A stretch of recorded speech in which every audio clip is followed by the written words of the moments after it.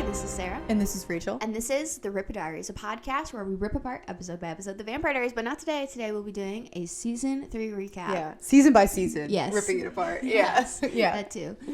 Yeah. So I guess, no episode. I'm like, what do I say? I know, we just jump right into it, which we're going to start Yeah. off at the top here by doing an episode roundup, basically trying to go through just real quick, rapid fire of what every episode is to remind you of. Yeah. Because as we get into this, you'll see we're doing a lot of different categories. Quotes, Yeah. songs, outfits, best Delena, Yeah. all sorts of stuff. So we'll start off with a little episode roundup. Yeah. So to start off, of course, is 301 the birthday. Elena turns 18. Caroline throws her a big party, and we get a drop in the ocean. Iconic. I could say that after every episode. The next is, of course, 302, the hybrid. Alaric, Damon, and Elena travel to the Smoky Mountains to find Stefan, where he's with Klaus. Yep, which then leads to 303, the end of the affair, which, of course, is when Klaus reminds Stefan of what he forgot in the 1920s Chicago. Yes. Which leads into 304, disturbing behavior, where Catherine saves Stefan in Chicago from everything that's going on, the whole Klaus situation, Gloria situation. Yeah. And then they make chili. Back in Mystic Falls. The that chili group. episode. Yeah, the chili contingent. Yes. Then one of the most iconic, 305, The Reckoning, when Klaus finally returns to Mystic Falls with Stefan, and they crash senior prank night, and the first hybrid is created. Love. Then next is 306, Smells Like Teen Spirit, which is just the first day of senior year, and also Vicky's back from the dead. Yeah, so a lot going on there, bonfires and things. Yeah. Then 307, Ghost World, Mason, Lexi, Anna, and the Tomb Vampires return to Mystic Falls, wreak a lot of havoc. I always forget they come back. Yeah, it is a crazy little episode. Yeah. And then 308, Ordinary People, where Rebecca just tells Elena the whole original's family origin. Yeah, lore. their big flashback episode. 309, Homecoming, of course, the big mid-season finale. Klaus throws Michael's wake, and the team has an epic plan to kill Klaus that, of course, backfires, as usual. Yep. And then there's 310, The New Deal, where Lark gets hit by the car, and Damon and Elena have their first, real kiss. Yeah, a big Klaus being a terror episode. Yep, of course. Then 311, Our Town, which is, of course, Caroline's 18th birthday, and the infamous Stelena bridge scene. Love. And then the next episode is 312, The Ties That Bind, where Bonnie meets her mom, and Tyler asks Bill for his help. Yeah, drama. Yeah. Then 313, Bringing Out the Dead, which is, of course, the Salvatore Michelson dinner party and the big reunion of all original family members. Yeah, I forget that happens at the end. Yeah. And then, of course, the next one is 314, Dangerous Liaisons, which is, of course, the Michelson Ball. Yeah, iconic. No other words needed. None. 315, All My Children, which is when Caroline is sent to distract Klaus while Esther's trying to kill the originals. Bonnie's mom gets killed. Yep. It's a whole thing. It's a whole ordeal, yeah. Then next is 316, which is 1912, also the 1912 flashback, where we're talking about all the murdered founding family members being killed. Yeah. But back in 1912. And starting to see it in the present. Yeah. Then 317, which is Break On Through, when Sage from the 1912 flashbacks arrives in modern day Mystic Falls and starts to work with Damon to get into Rebecca's head. Yes. And there's a whole showdown with the White Oak Stakes, and they all get burnt. Yep. But not all of them. But not all. And then in 318, The Murder of One, Matt kills Finn. And his whole bloodline. And his whole bloodline by extension. Yeah.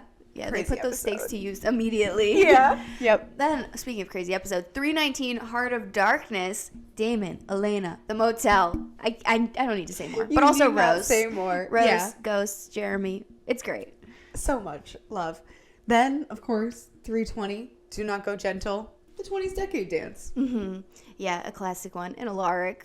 Alaric becomes an original vampire. Yeah. Then 321, Before Sunset, evil Alaric finally on the loose. He kidnaps Caroline. And, of course, Bonnie has to stop Jeremy's heart, which ends up stopping Crazy. Klaus.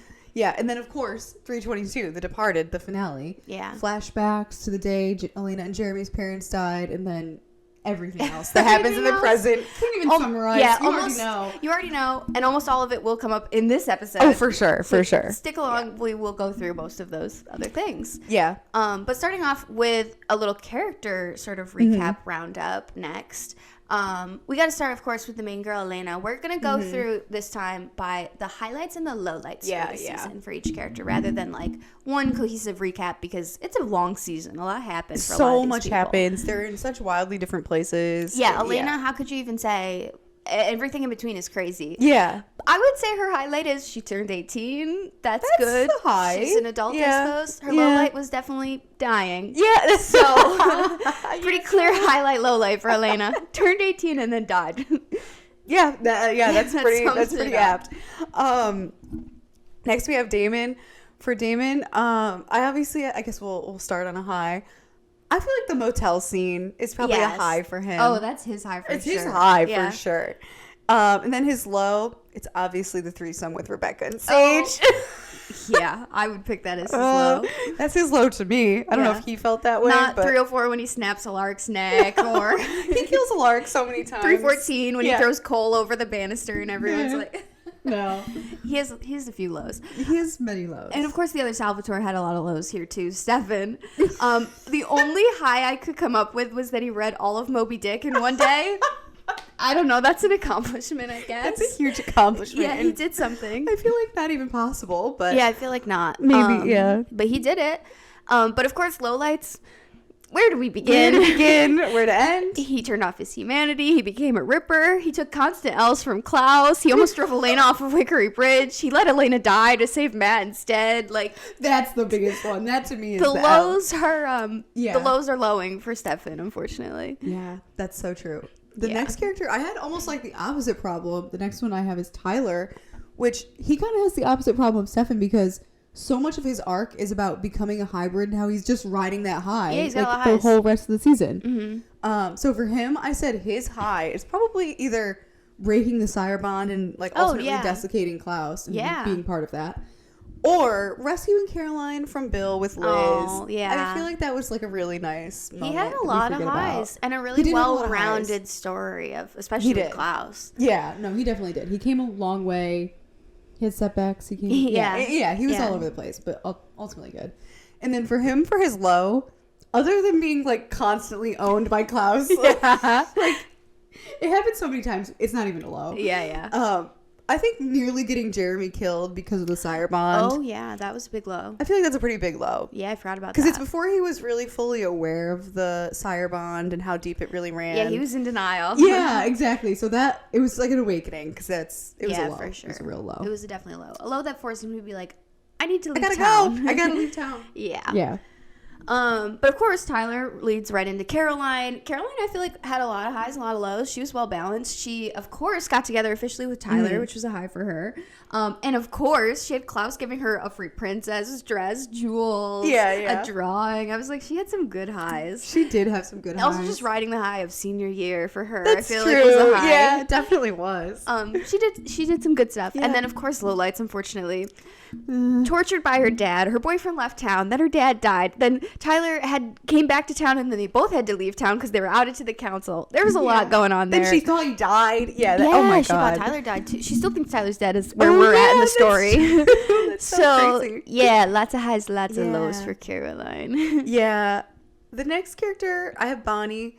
I feel like she had mostly lows, unfortunately. Yeah, she did. Yeah, I feel like all she did was have lows. The lowest, in my opinion, was when she had to call up Abby after Abby left her ass for the second time. The second time. Can I get the desiccation spell? Like, I know they were unimaginably desperate, but you'd have to be unimaginably desperate to like suffer that low and to take that L. Yeah. So yeah, it is. I think that was low. Yeah. But she had a lot of overall lows. Yeah. But then I thought her high, I mean, like in addition to those lows, like on the flip side, she was always getting them out of problems and solving everything. But I thought a real high was when she just like through her humanness saved Matt, like just by being an incredible lifeguard. Yeah, it didn't even take powers. Yeah. No, it was not magical at all. She just is an amazing lifeguard. That was a good high. She also had a lot of magical highs. I feel like she was constantly. She took down Klaus in like the last couple episodes. That's true. So she really saved him by putting him in Tyler's body. That's true. She had a lot of wins. That's true. Yeah, those were a lot of wins. But I just think it's so funny that not magical at all, not really Yeah, that's true. so related to the plot. Yeah. She's just a great lifeguard. Yeah. Bonnie experiences life to the fullest. She really does. I thought you were going to say her low, though, was the same as my next person's low. Jeremy. Of course. I thought about this. The girlfriend ghost cheating situation. I had so much to say about this on so many different other categories. I was like, don't need to even call it there. We'll get there. But that like was a that's huge Jeremy's low. It's more Jeremy's low than It's Bonnie's. Jeremy's low for sure. Yeah. His highlight though was the resulting having to go out of town to Denver. I was like, just getting out of town was a high for him, and he had a dog for like a second for some reason. Where's the dog? But his other low was definitely that he had to witness his sister making out with Damon. That was is a low. That was a low for him That's a low. personally. He Yeah. probably would be like, that was the worst moment. Yeah. He Also, also chopped off a hybrid's head. I don't know if that's a high or a low. I don't know. Yeah, that was something, all right. Yeah. Yeah, Jeremy was all over the place. Yeah. Also really all over the place. Alaric. Oh, yeah. Alaric, yeah, unfortunately, I feel like we've said this about a lot of characters. A lot of characters just took L's all season. Yeah. And Alaric is like, I want to say becoming a serial killer who doesn't actually know he's a serial killer. Yeah. Because that really sucks. But you know what? It was actually moving out of the Gilbert house on Elena's 18th birthday. That was what a low. dick. That Why was did so he do low. that? He wasn't even like the serial killer, like not himself Yeah, yet. that was him being He an was just alcoholic. an asshole. Yeah. Yeah. So that was that his was a low. low. That was definitely a low. That's lower than most of these other lows. That was insanely low. Yeah. That was messed up. Yeah, Poor that was Elena. messed up. You're 18 now. You're on your own. Yeah, goodbye. That was crazy. Yeah, and then high. It was, I guess, I was Immediately moving back in. Yeah, I was gonna say, I did say maybe just like moving back in with the Gilberts. Again, this is like his alcoholic serial killer era, so it's like not many highs. But I also thought running out and saving Jeremy's life and getting hit by the SUV, like Tony driving the SUV. Oh yeah, I think that's a good high. Like, yeah, hero moment. it was so instinctive and protective and parental. Yeah. It was like he's got a lot of lows, but he did do that. So Yeah. and he would do anything for them. Yeah. Elena and Jeremy. So. Yeah, the connection counts. and all is, I would say, like a highlight of being like he Definitely. found this relationship that he needed. Family. Yeah. Yeah. But, from the people taking L's, our heroes, to the people taking W's, winning in Always. the chat. Always on Always. top. Every single one of these landing on top. Almost always, yeah. And, of course, the most reliably, too, is Always Klaus. on top. Our next category is Villain Roundup. Yep. So, of course, going through each of the villains of the season, what are their goals? What are they up to? Kind of how many episodes were they, like, the main villain in? And so, starting off, of course, with Klaus, he's the big bad, I would say. He, of course, wants to make hybrids. That's like his big goal of the season. And he wants an army to protect himself from his enemies. And larger than that, he wants to be loved, but he's too broken to really allow anyone to love him. Yeah. And so he spends like the start of the season basically terrorizing Stefan and then Elena. But he ends up like on the defense pretty soon after that, I would say, because of other villains who we'll talk about. So it's kind of an interesting thing for Klaus where it's like the first like 5 episodes, he's a solid villain. Yeah. And then he goes away for a while because he's off looking for whatever. Yeah. And then he comes back and he's a pretty major villain too. So. Yeah. But he, of course, comes with a lot of sidekicks. Of course, Rebecca, Cole, Elijah's siblings all kind of do his dirty work for him. Yeah. And of course, he creates Stefan and forces him to be a sidekick. Yeah. So he's got a lot of extra manpower going on here. Yeah. And then, of course, one of Klaus's sidekicks, Rebecca.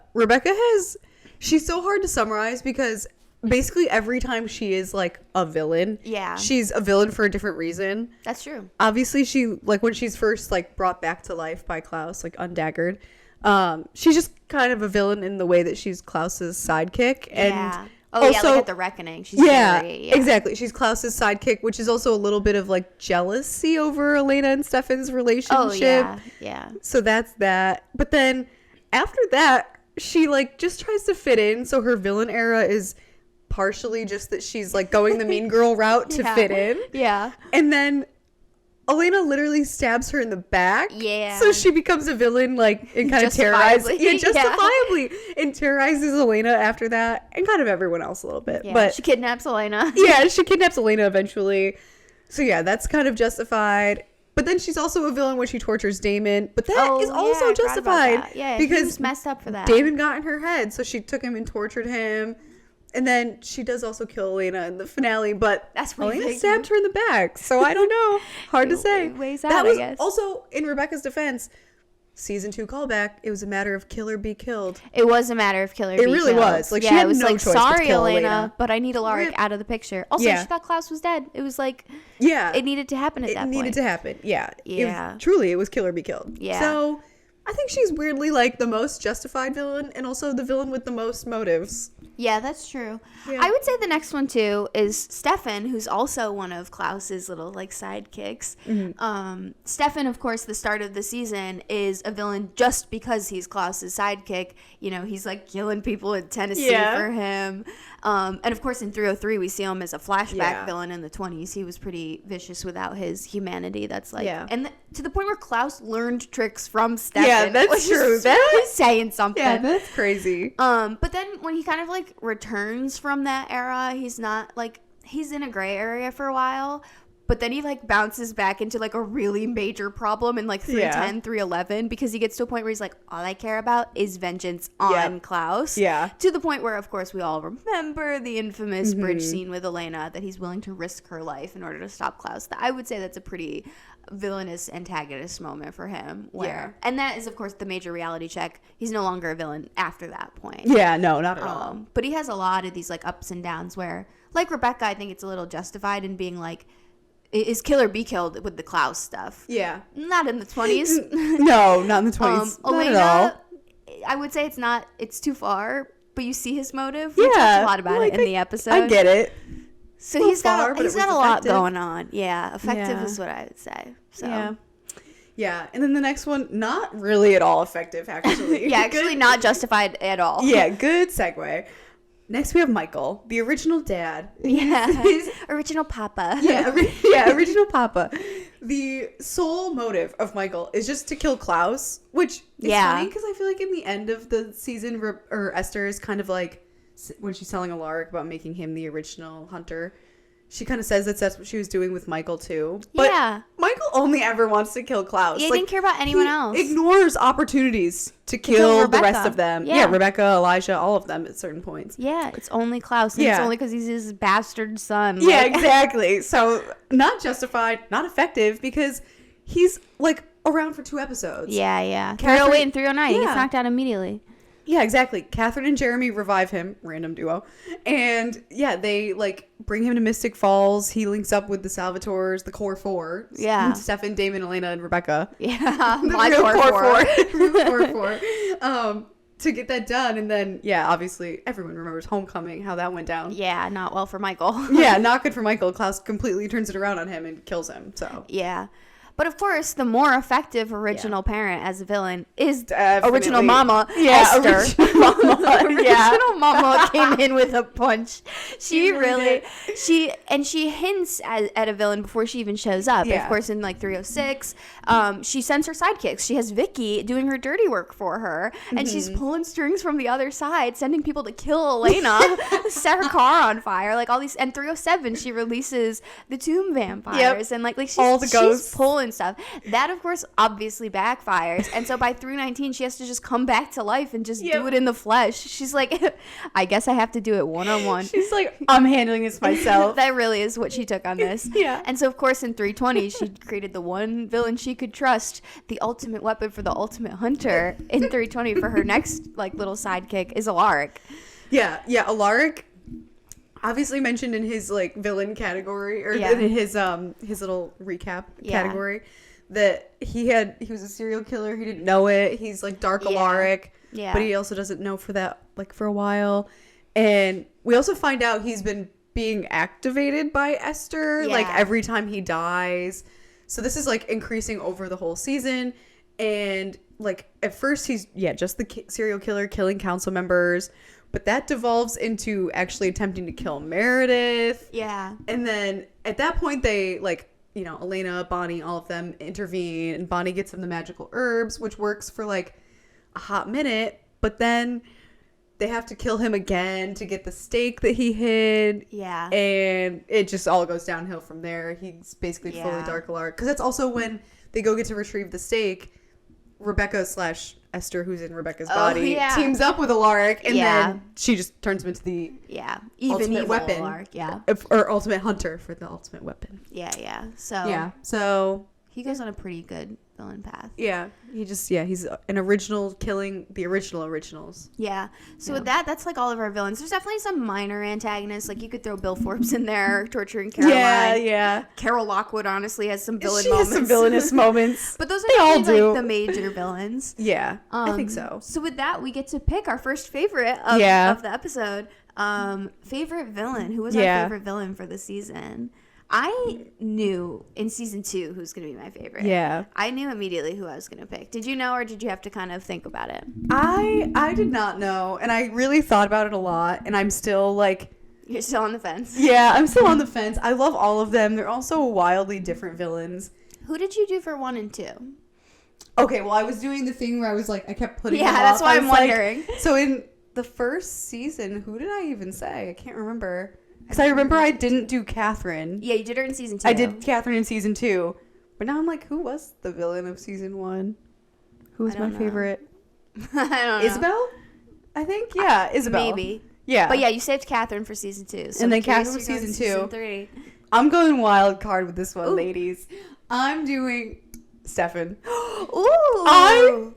That's a good one, though. Paul Wesley, if it were... I don't know, maybe it's like, maybe I shouldn't be factoring in how good Paul Wesley is when he's being evil Stefan.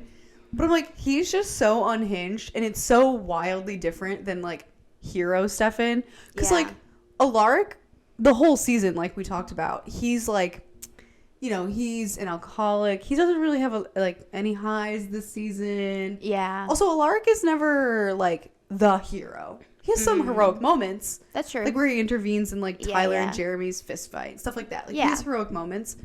But I don't know, Stefan being both a villain and a hero. Yeah. Like duality. I don't know. Stefan is that. He is him. He's everything. He is him. So I don't know. I'm going Stefan. Wild card choice. I think that's a fun choice. Well, and I actually think part of the motivation of that is the same reason of my choice, which was Dark Alaric, evil Alaric. I do love evil Alaric. I love Alaric as the villain. Good. But part of the reason I really like him as a villain also applies to Stefan, which is having a villain who is your friend, who at the end of the day you care about and don't want to kill, is fantastic. Like that adds so much tension to a story, to be like, we hate this person, they're ruining our lives, but also we do love this person and they are an important piece to our lives. Yeah, so we can't kill them.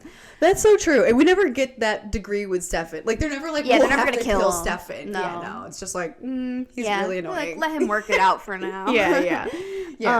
But yeah, I did go Dark Alaric. I obviously debated Klaus because he's just so iconic. I know. Which is why I preemptively I did Klaus for season 2. Because season 1 I did Catherine, even though she's only in like a half an episode, because she's the one who cues up all of the drama of season 1, and it's the same with season 2 of Klaus. He cues up all of that drama, even though he's only in a few episodes.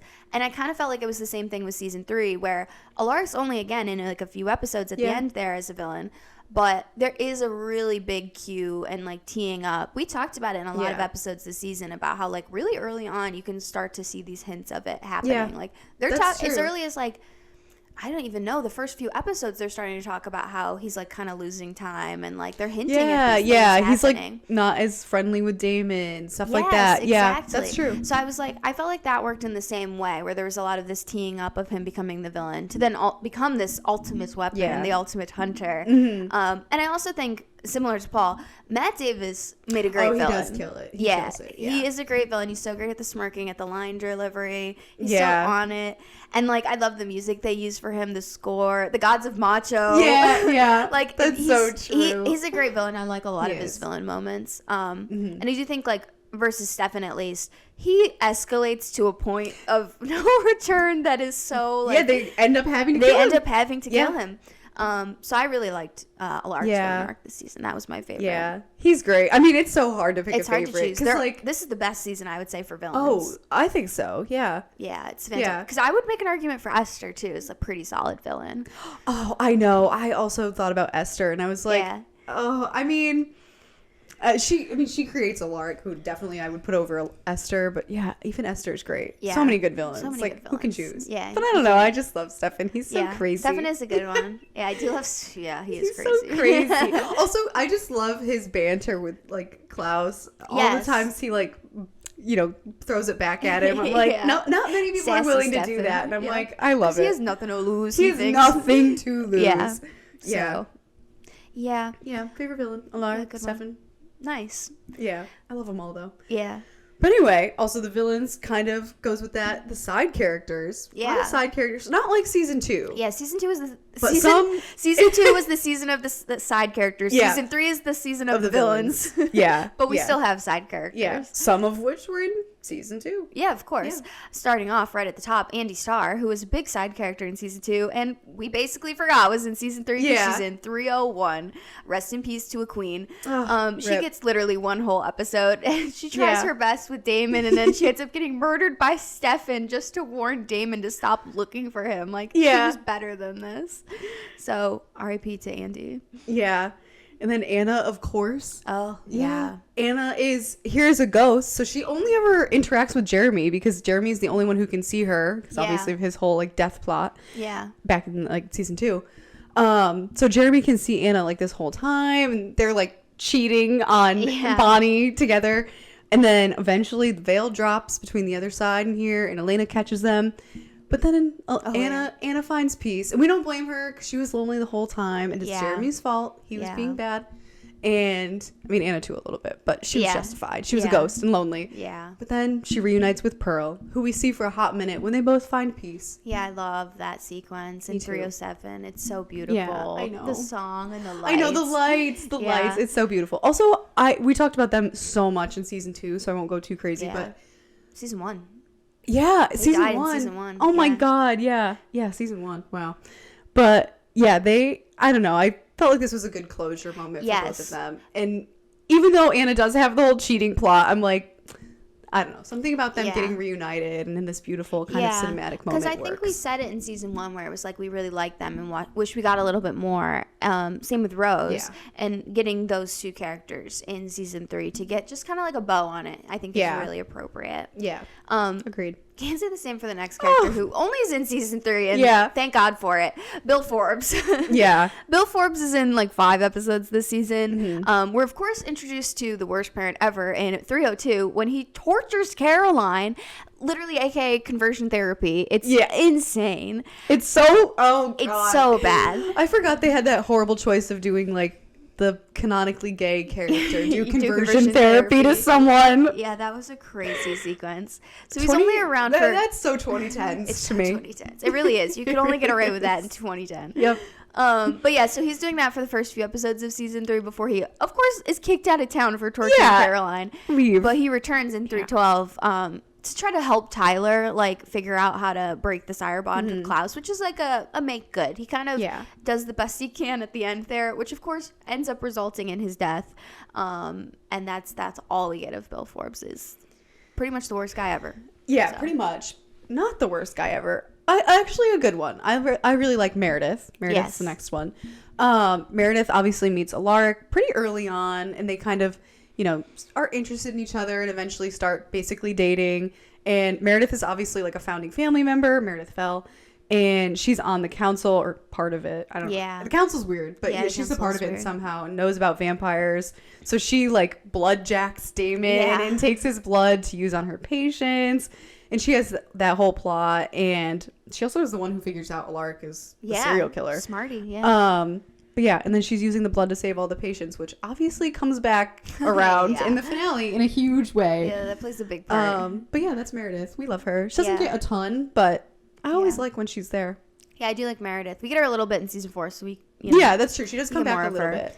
But yes, someone else who's always disappearing and coming back, Abby Bennett Wilson. Yeah, really?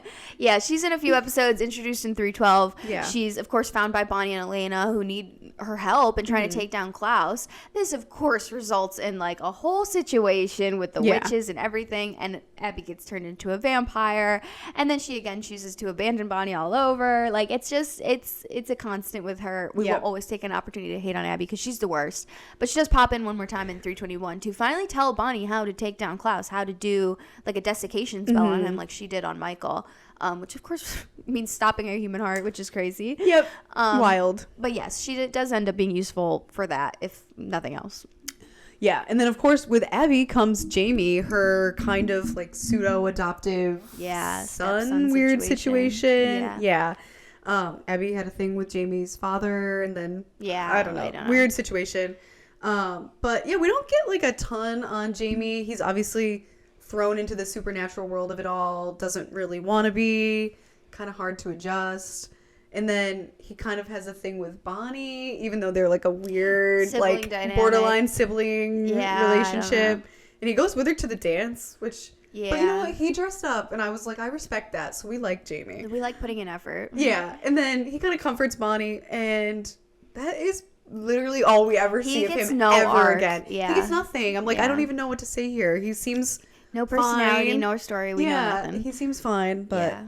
So it's not much. So. Yeah, at least he lived through it. I don't think he died. He did survive, as far as I know. So yeah. Can't say the same for the next one. Nope. The last character we're highlighting in this section, Sage. Of course, we're first introduced to her through 1912 flashbacks in 316, and she reappears in the next episode, coming to town like modern day. Of course, looking for her long lost love, Finn. Convenient. Yeah. Of course, she does literally die like right after that. When Finn dies, so romantic in that way. A little Romeo and Juliet for them. I don't know. She's kind of the worst. We've talked a lot about how her feminism is not, it's iffy. Yeah. So Sage is another character that just kind of pops in and out. Doesn't have a lot to say about, but also does. Yeah. And it's just kind of the worst. So. Yeah. Don't love Sage. Yeah. I'm never sad when she's. No. Yeah. So those are the side characters for season 3. So moving along, now we're really going to start getting into a lot of our different favorites and different categories. If you've watched our season 1 and season 2 recap, we always do these, and we're going to redo them now for season 3. Starting off with, in no particular order, our top 3 performances of the season, like an actor who gave a particularly standout episode. I don't know where we want to start because it's no particular order, because I think it's really hard to... Yeah, I mean, we can compare. I mean, they're all doing so many different things. Yeah, they are. Yeah. Also, it's one thing to, like, rank a character, but, like, rating the actual acting, I'm like... Yeah. I can't opine on that. Yeah. It's not... Yeah. But, yeah, so I guess I'll just pick one. Why not? You kind of mentioned this earlier, but I loved Matt Davis as Dark Alaric. Yeah. He really kills it, and I do think the character is very different from... his alcoholic Alaric era. And I especially think in 319 Heart of Darkness, where he and Stefan are in the cellar for a lot of the time. Obviously, you know, they're trying to get him to be Dark Alaric like this whole time, and they're trying to get evil Alaric to come out so they can find the stake. And yeah, first of all, I think something about like Stefan and Alaric really work in that setting and all of their like dialogue. But I just think Matt Davis, like, slowly, like, especially in the fighting scene where he's goading Stefan into fighting him to get Evil Alaric to come out. Like, just him slowly turning into Evil Alaric, and then, like, the moment it happens, I'm like, he killed it. He killed it. Me. Yeah, it's so good. Come on. Yeah, it was just so good. Yeah. It's like an underrated part of Heart of Darkness, too. It is, yeah. So, I feel like it really gets brushed. I mean, I did it in the recap where it's like Damon, Elena, Motel. Yeah. Like it's so the highlight that you forget. Yeah. No, that's a fantastic one. I do think his performance is very standout. Definitely. Again, go start idea here of the villains standing out. Of course, had to nominate some villains here. And I was on a similar wavelength of somebody who was showing a lot of range in one episode of kind of doing like the dark thing and the kind of good thing in a way. Okay. And of course, for me, this felt like Stefan's season. I have a Stefan one too. I felt like I could have picked almost any episode for Paul Wesley and been pretty happy with it. And I did agonize a bit over which one I wanted to do. And I ended up deciding to do 301 The Birthday for my favorite episode of his. Okay, that's so good. From ripping off heads in Tennessee to crying on the phone to your girlfriend. That's true. 301 gets so much range out of Paul. Like, again, really debated this. Like 305, 306, like there's so much iconic stuff with him being like basically blood drunk Stefan. Yeah. And 310 and 311 being like really, you know, what like with the humanity of it all. But 301 for me had the best like mix of sort of all of those things. He kills Andy in that episode. That is like that's so crazy. Yeah, you forget that even happens. You forget that even happens. He tortures the one guy, Ray or whatever. Yeah, Ray Sutton. Yeah. Yeah, it's the whole torture sequence. Yeah. And then of course the epic phone call where he's just crying on the phone without even saying a single word that whole sequence. Like that's he so did it true. all in that episode. And so that one for me, I was like, that was a real standout one. That like thinking back on it and kind of forgetting each of the ones, I'm like, that's the one that I'm like retroactively thinking is his best one. But I'm curious what you had for him because again, so many. Yeah, I was gonna say, I feel like it went without saying Paul was gonna end up on our Paul list. was on the list for sure. I went a different direction, and not about the range really, but just like a different side, and it's so limited. I went with Paul/Stefan in 303, the 20s flashback. I really thought about that one. I was like, this is obviously the only real look we get at that era of Stefan. So I'm like, it just feels so unique. It's and a different character. And it is truly such a different character. Like, he's so smooth, sassy, suave, uncaring. Yeah, uncaring. Like, but his emotions aren't off. I mean, we debated it. We were like, are his emotions off in the 20s? Yeah. It seems like no, but he's writing the list still. I was like, I don't know. To be just so like unbothered and kind of ambiguous about whether his humanity is even on. It's such like a gray area to be trying to perform. Yeah. And I thought he just killed it. Like, I loved him. And even in his like present day scenes where he does the whole like Elena's in the closet where the list is. Oh, I love that shot when he sees her in the closet. It's fantastic. It's so good. So I was like, even in the present he kills it, but obviously the 20s like flashbacks really pop. Yeah, that's where you see those early signs of why they wrote Silas. Like, you know, they were like, we need another villain era, but not Stefan being a villain. Yeah, we need a way for Paul to just be sassy. And have some fun. Yeah. It's so good. So I went with 303. That's a great one. Yeah, Paul was such like a requirement. Episode, I could have been like, you could have made an argument for it, and I would have been like, this was his season, like for real, it really was. Yeah. Although this segues into my next one, who I would also say this was this person's season, and they also, any episode I could pick, Joseph Morgan. Oh, okay, I also Joseph is Klaus. Yeah, you have to have him. Joseph as Klaus is so iconic. Like, I do think he is the best actor on the show. Like, I'm gonna say it. I think he's the best actor on the show. I think there's some debate because there's a lot of good ones, and I might say it about my next person too. But I do think he is easily one of the best actors on the show. Like, I think so. Any of his episodes really could be nominated for this section. And we pointed it out several times throughout the entire season, how we felt like he was making these really bold, interesting choices with dialogue that, like, I feel like they did not know he was going to, like, end up doing. But yeah, for me, when I started thinking about which one I wanted to do, this one easily came to mind as, like, my favorite, which was Senior Prank Night 305, The Reckoning. Yes. The Reckoning, the epic, turn it off. Yeah, the scream. It's so visceral. But he's like playful throughout the episode too. Like he's having a good time. With Elena. Yeah. It lives in my head rent free. I'm like, why couldn't it be me? Like literally, and he's being even though he's like gonna kill her. I was gonna say he's being a menace that episode. He's actually awful. It's terrible. The stop, like everything he does is so great. It's and so like good. This show, Klaus and this show would not work without Joseph. No. So that was why I was like, he has to be. It has to be a solid member of my top 3 because he's fantastic, and I like The Reckoning for his probably best performance, maybe. Okay, that's good. I also, some of these are just like so undeniable. It's so obvious, like, because we talked about it the whole season. I feel like so many things Joseph Morgan did for Klaus redeemed him from being like cheesy and like a weird, like not. Yeah, like just like a whatever like villain that you get away like you write him off at in the third season. You're like, okay, we tried. But and I actually thought you might choose this episode because I feel like we talked about it a lot. I have a feeling I know which one you're gonna do because it was the really But I had to go with Klaus in 318, The Murder of One. Well, that's not what I thought you were gonna do. Ooh, interesting. Okay, well now I want to know the one you thought I would do. But explain 318. I'll talk about 318. 318, The Murder of One is when Klaus has Bonnie captive because he's getting her to unlink all of the originals. Obviously before, they try to kill Finn any of the originals, but they end up killing Finn.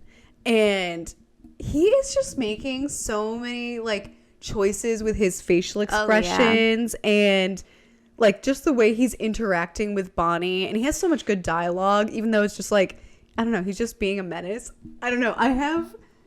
I feel like we talked about it so much in the episode that I'm like, I feel like you should just go watch that's the pod true. app Yeah. of 318. But I don't know. He just is so good in that episode. He's so good in that episode. He's good in every episode. I know. I was just about to say, I thought it in every episode, but he just makes some funny faces where he's like, who, me? In like one scene where she's like, you know, Bonnie's saying he's being terrible to her. Yeah. Like, me? Like, just, I don't know. He just makes funny choices where I'm like, it really redeems Klaus from being like, just like a villain that you're like, don't care about, or you think it's cheesy or whatever. Yeah, he's very good at the layering. Yeah, I don't know. He's so fantastic. Yeah, he's so good. I love him. But what do you think I was going to do? I thought you were going to do Homecoming 309 because I thought you really would be swayed by the crying while Michael was like okay, that's so true. I thought that one would appeal to you the most. It does appeal to me a lot. But again, every single one is really is so fantastic. I just like I think I liked more when he was being sassy and funny. Yeah, that's Bonnie. fair. That's fair.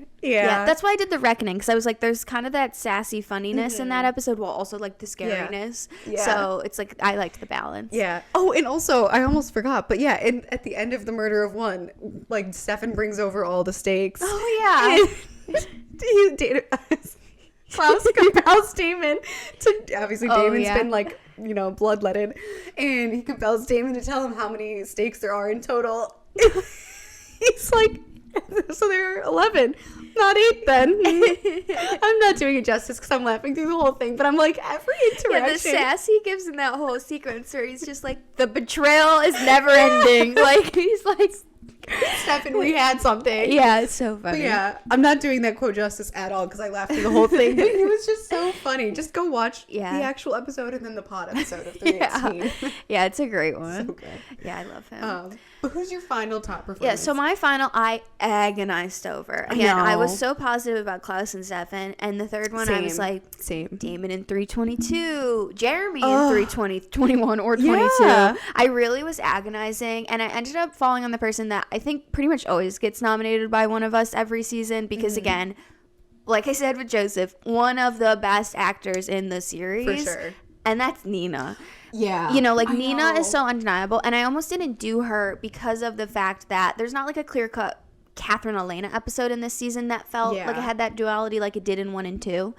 But then I ended up thinking about just the performance she gave as Elena this season. And she, in 322, in The Departed, specifically the one scene that won me over was her parents dying, having to play the scene of her parents dying, and choosing to have one extra take to improv saying, I love you, to her father. Stop, don't make me cry. As he was dying, with her last dying breath, I love you. The choice as an actress to be like, give me one more take, and to pull that out, like, I literally, like, I'm tearing up thinking about it. I was tearing up writing about this, because I was like, this is a brilliant decision that really, really, like, completes the feelings of that moment. And it's totally like, that's, you know, Nina is just she carries the show on her back daily.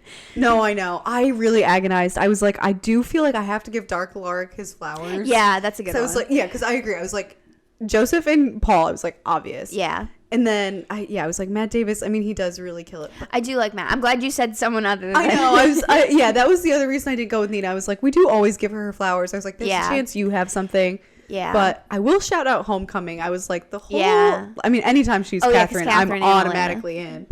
But that one was fantastic too. I know. Again, I really was torn about Ian. Had some great ones. That's true. We did have a lot so many of good times ones. About Jeremy. Stephen was that's true. Fantastic. He had a very good season. And I really debated it, but I was like, I just would feel remiss if I did not call out the I love you. I know. Fantastic. I also always see people saying like Stephen doesn't always bring much to the character, but I was like, actually, I feel like he really does. did.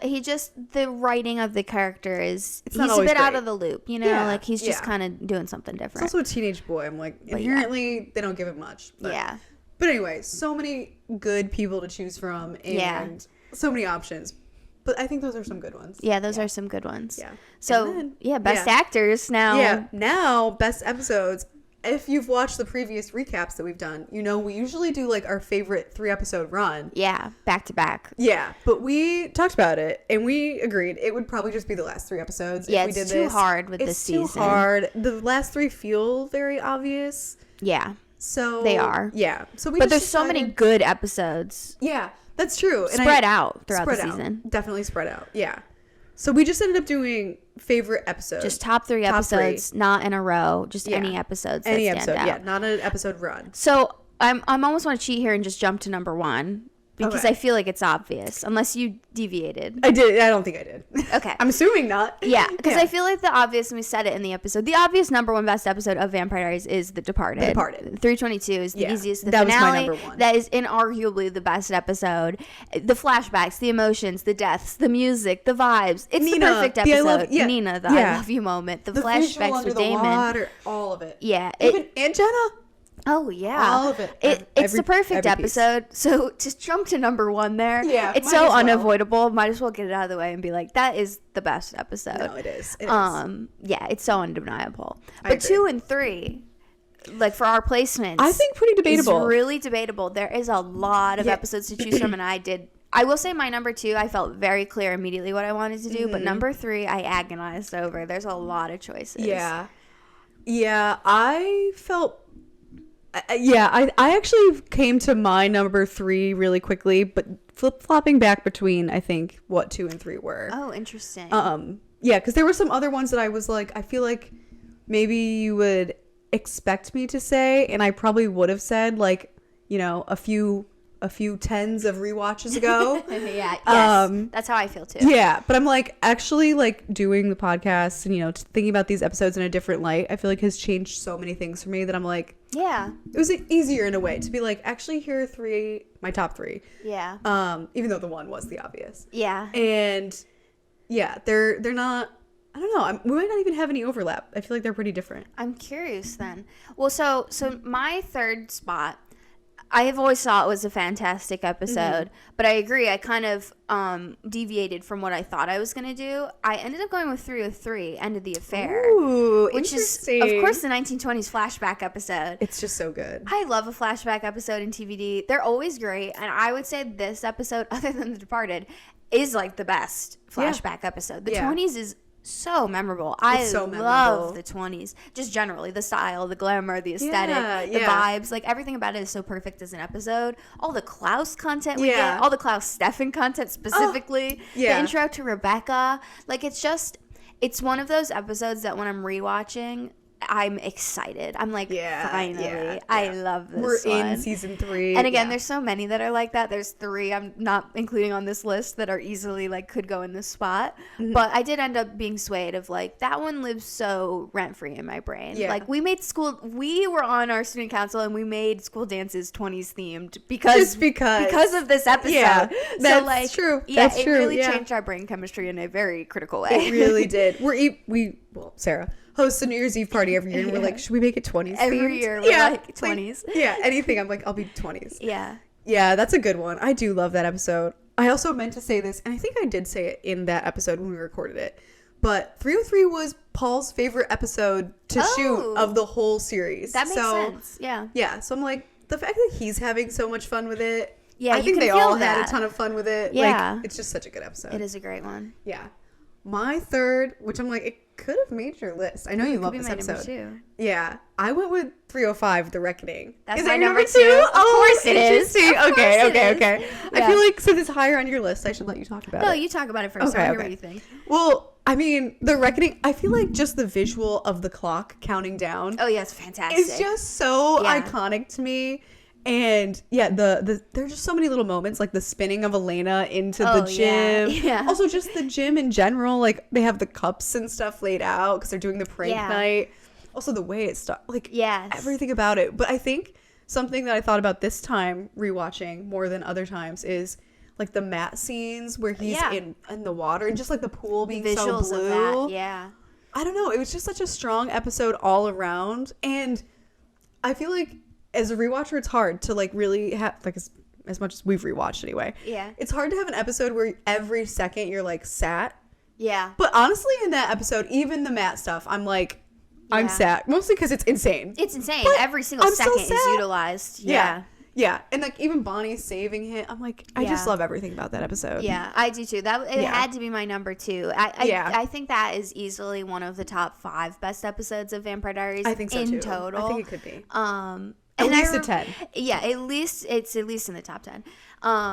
Yeah, I just think it's so inarguably one of the best ones. And I always remember when we filmed this episode and you were like, this is a sleeper hit. I was like, it's a sleeper hit to Rachel. Yeah. Everyone else has been on this episode. Yeah, it was a sleeper hit to me. I mean, there are so many good ones in this season. Yeah, there are so many good ones. That some of the, like, you know, more random, like, middle season episodes, you just forget you kind of forget really are there. good. But, yeah, because it's not a mid-season finale. No. It's not an actual finale. It's 5 episodes it's just in the 5th randomly. episode, yeah. But yeah, it's so good. Undeniably, like, game changer of the series. Like, I love that it's all in the gym. Like you said, the time clock. Stefan's humanity gets turned off. That is, like, it's huge. The first hybrid gets created. Like, this episode really has it all in, like, true. a lot of major ways. Yeah. The Delena stuff, too, like, right at the end. Like, this has all... I love the Delena stuff at the end of this episode, too. Like, this is... The necklace with Rebecca, that whole thing. Oh, yeah. There's just so many...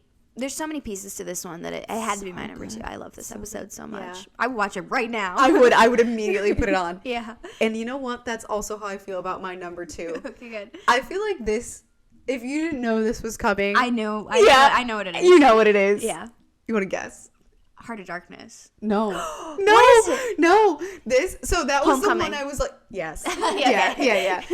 That's exactly what I was thinking when I was like, you know, a few years ago, it would have been Heart of Darkness. That's how I feel. It could have been my number 1. Heart of Darkness probably would have been my number 1 like 10 years ago. When I first watched it, when I first watched the whole season, it was definitely like Heart of Darkness, even more than The Departed. Obviously, it's a Delena shipper. Yeah. But this time I was like, you know, the Scary Mary of it all. I'm like, it's fine. It's fine. Yeah. On like a 1,000th rewatch. Yeah. Obviously, still love the motel It's a scene. fantastic. It's still in the top 5. And Rose. But yeah, it's probably like a 4. Yeah. But for me, Homecoming is just so funny. Like, I love Homecoming so much. That to me is like, it could be my second best episode or favorite episode of the series. Like, it's so good. You have, I mean, first of all, the whole plot to take down Michael and it getting turned on him. Yeah. And then all of the betrayals, the twists. I was like, it's really the only like kind of twisty episode besides The Departed. Yeah, with lots the huge of twist twists at the end. Yeah. Yeah, and Catherine. You know, if Catherine's in the episode, I'm automatically the buy-in is there. Yeah. And then just the wake, and it's like actually this huge party, and just Tyler has some good dialogue. Carrying around beer and just being like, "It's a wake, man." Yeah. Talking to Stefan like their colleagues at the water cooler, like it's all so good. Yeah. There's nothing I don't like about it. It's also a fun visual episode too, because they have like the red and black theme very present. Yeah. Like with the band set and everything. Yeah. And I don't know. And then just like it being a party inside, and I like all the shots in the doorway when like, you know, Klaus won't come out, Michael can't get in.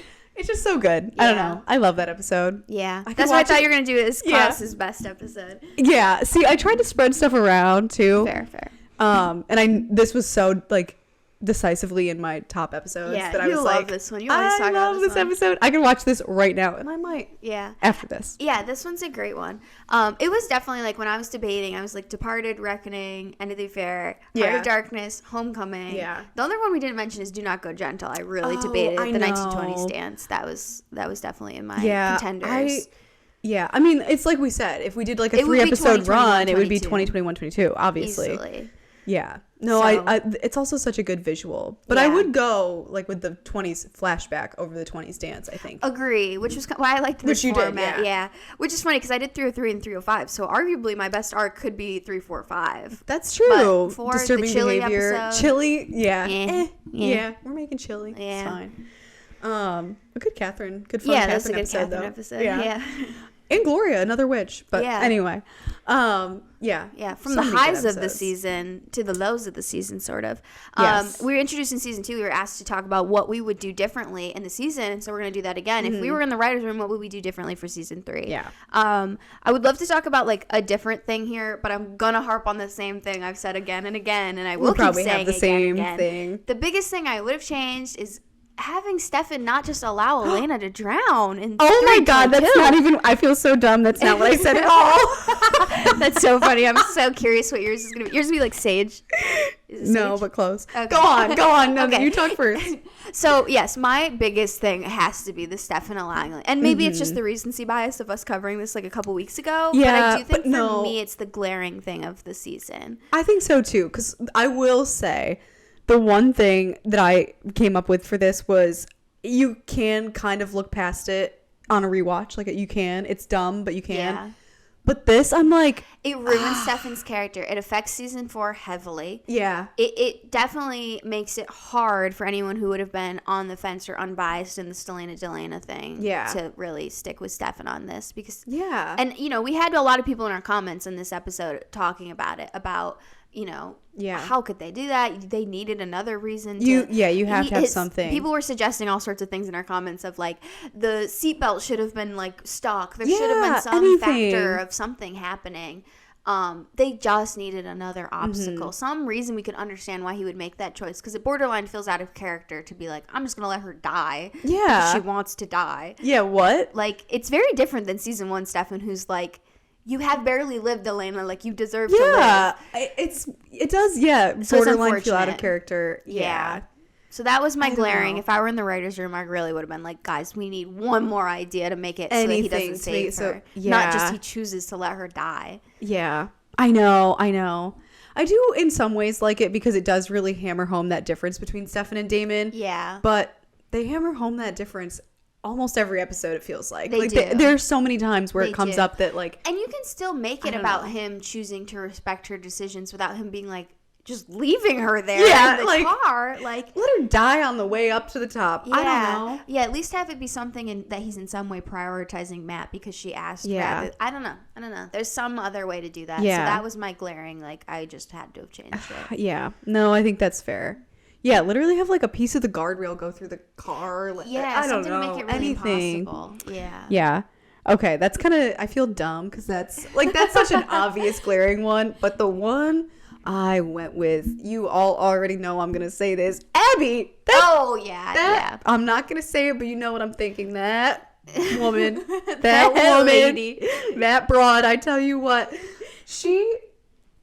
This is another thing where I'm like, they just needed one more thing. And with Abby, I will say, it is more excusable because... She just sucks. It's not there's people like... that are like this, unfortunately. Yeah, it's not the crux of the finale. That's true. This is like, okay, we needed a kind of B plot. Like, borderline C plot. Yeah.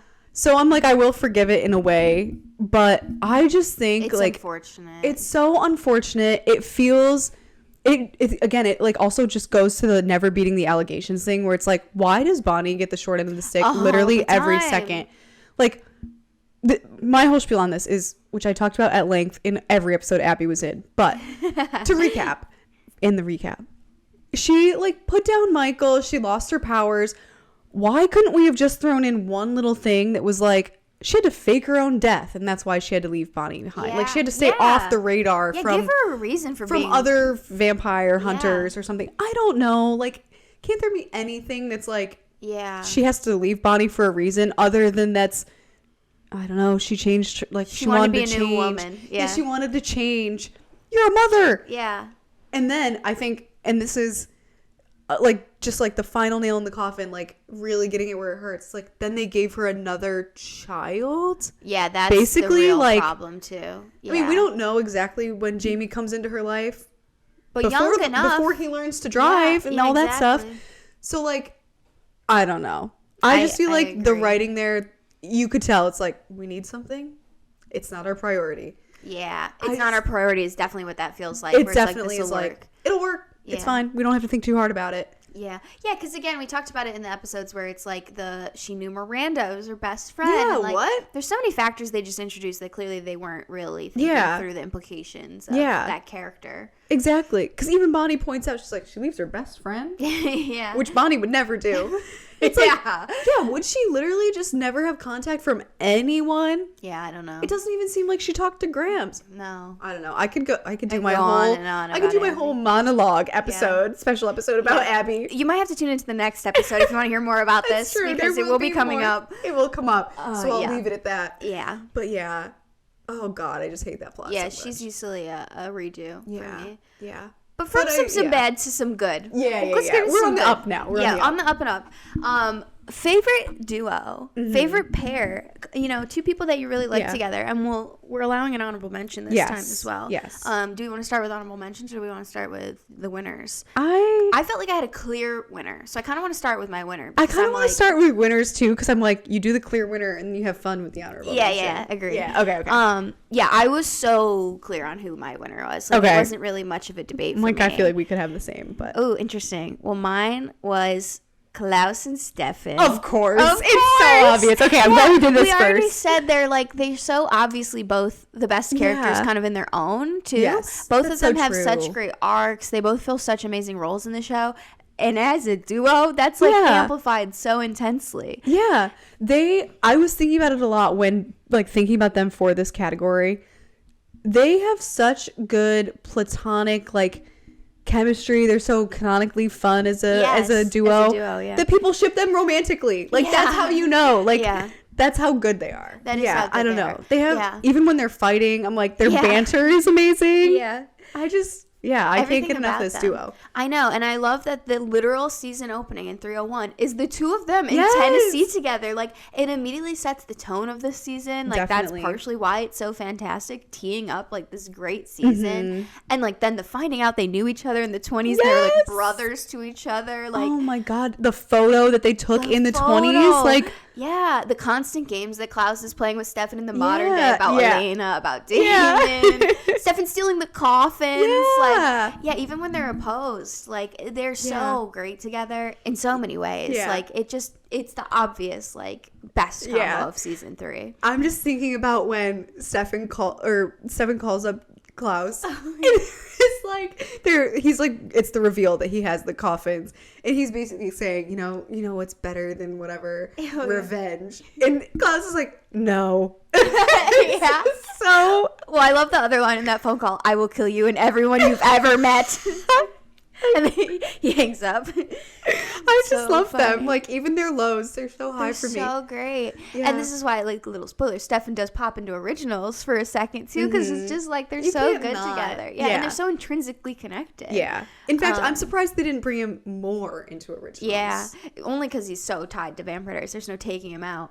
But, he would have done well in originals and being more tied to Klaus. I know. They're great together. So that was so obvious. The honorable mention was less obvious. I was like, there's a lot of pairs that I like, but landing on one was a little hard. Yeah. I did debate Bayman. I love Bonnie and Damon. This is where they really first start to develop too. Yeah, but it was there's not enough. I don't have enough moments to point to. So I was really debating, but I went with another Klaus because I love Klaus.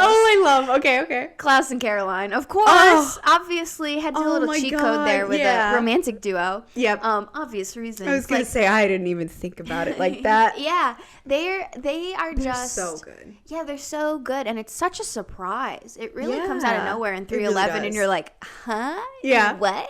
He made Tyler bite her so that he could caress her and tell her about the amazing pieces of the world. I love them so much. Yeah, I really do love them. So they were my honorable mention duo. Is just being that's a good one. They're just fantastic. They're so fun. I love them, and I'm heavily Klaus biased, as you'll see throughout this recap, and if you've watched any episodes this season. Yeah, I know it's hard to not put Klaus as literally everything. Yeah. He'll make significant reappearances for me throughout the rest of this, but I decided to get a little fun with it. Yeah. I just felt like we didn't get to talk about them enough ever because they're so short-lived. I'm going with Damon and Mason. Oh, that's a fun one. I love kind of a them. cheat for season 2. It is really a cheat. It is but you do get the one episode, 3 of 7. But I love. First of all, I think Ghost Town is just such a fun episode. Ghost World, Ghost Town. You're combining Our Town. Yeah, I'm thinking of Our Town and Ghost World. Yeah.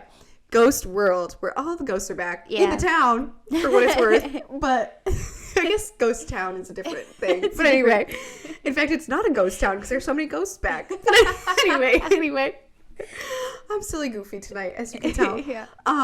David and Mason, I feel like we got so little of them in season 2, and we talked about how much we were devastated by that in ways. Yeah. But this is the perfect closure for that. You would have loved to have gotten more of them in a way. Yeah. But this is actually the perfect amount. Yeah, it is. And I love they kind of help each other. Well, Damon or Mason can't really grow much. He's dead. He's dead. But they get back to like a good spot, and it does help Damon grow, I feel, and like start to be like more trusting with other people because Mason kind of calls him out on it. He's having issues with his actual bestie Alaric. Yeah, at the time. exactly. And I feel like kind of getting this closure with Mason is huge for Damon and his character development. Yeah, I think that's true. And unfortunately, Mason does not get any more character development. But I don't know. I just thought this was such a fun dynamic, and it really showcased like how similar they are and how good of friends they would have been. Yeah. And I don't know. It just works so well, and it's so memorable to me, even though it's like a one-off, like little plot in one episode. Yeah. So I don't know. I just love them. That's a fun one. I do love them too. I did debate Damon and Bonnie. Of course, Damon and Alaric is like a huge one. I really debated that one. Damon and Elena even, although we said we weren't going to do like with a brother. Even Damon and Stefan you could do as a favorite duo. Like, Damon has he's a good like combo person. Yeah. I know it's funny because I can't remember when it even is, but at some point someone remarks Damon has no friends. But it's like, he has friends with everyone. Damon and Rose, you could pick that too. Yeah. Oh. Now I'm like, I should have. Anyway. No, I stand by Damon and Mason. I love them. Yeah, they're a great duo. They're fun. But with the brothers, of course, one of the best duos. I think so too. Yeah, I think we had to call out a special brother moment, like our favorite brother moment. It's in weird ways, they don't have a lot of moments, but they do have so many. Season 3, they're very opposed, obviously. Yeah. And the Klaus of it all, there's a lot going on. There's a lot going on. And I think you all know what I'll say for this one too. I think my favorite brother moment was in the finale when Damon calls Stefan after they find out that Tyler is dead, air quotes. And Stefan tells Damon there's not enough time for him to get back to Mystic Falls. And Damon is like, oh, what, for our epic goodbye? And Stefan says, no, for you and Elena. Yeah. Just that level of understanding and how far they've come that they can talk about this at all. Yeah, the caring of that. Yeah. And that Stefan can just be like the bigger person about it. And like, I don't know, just like this level of understanding that they've reached.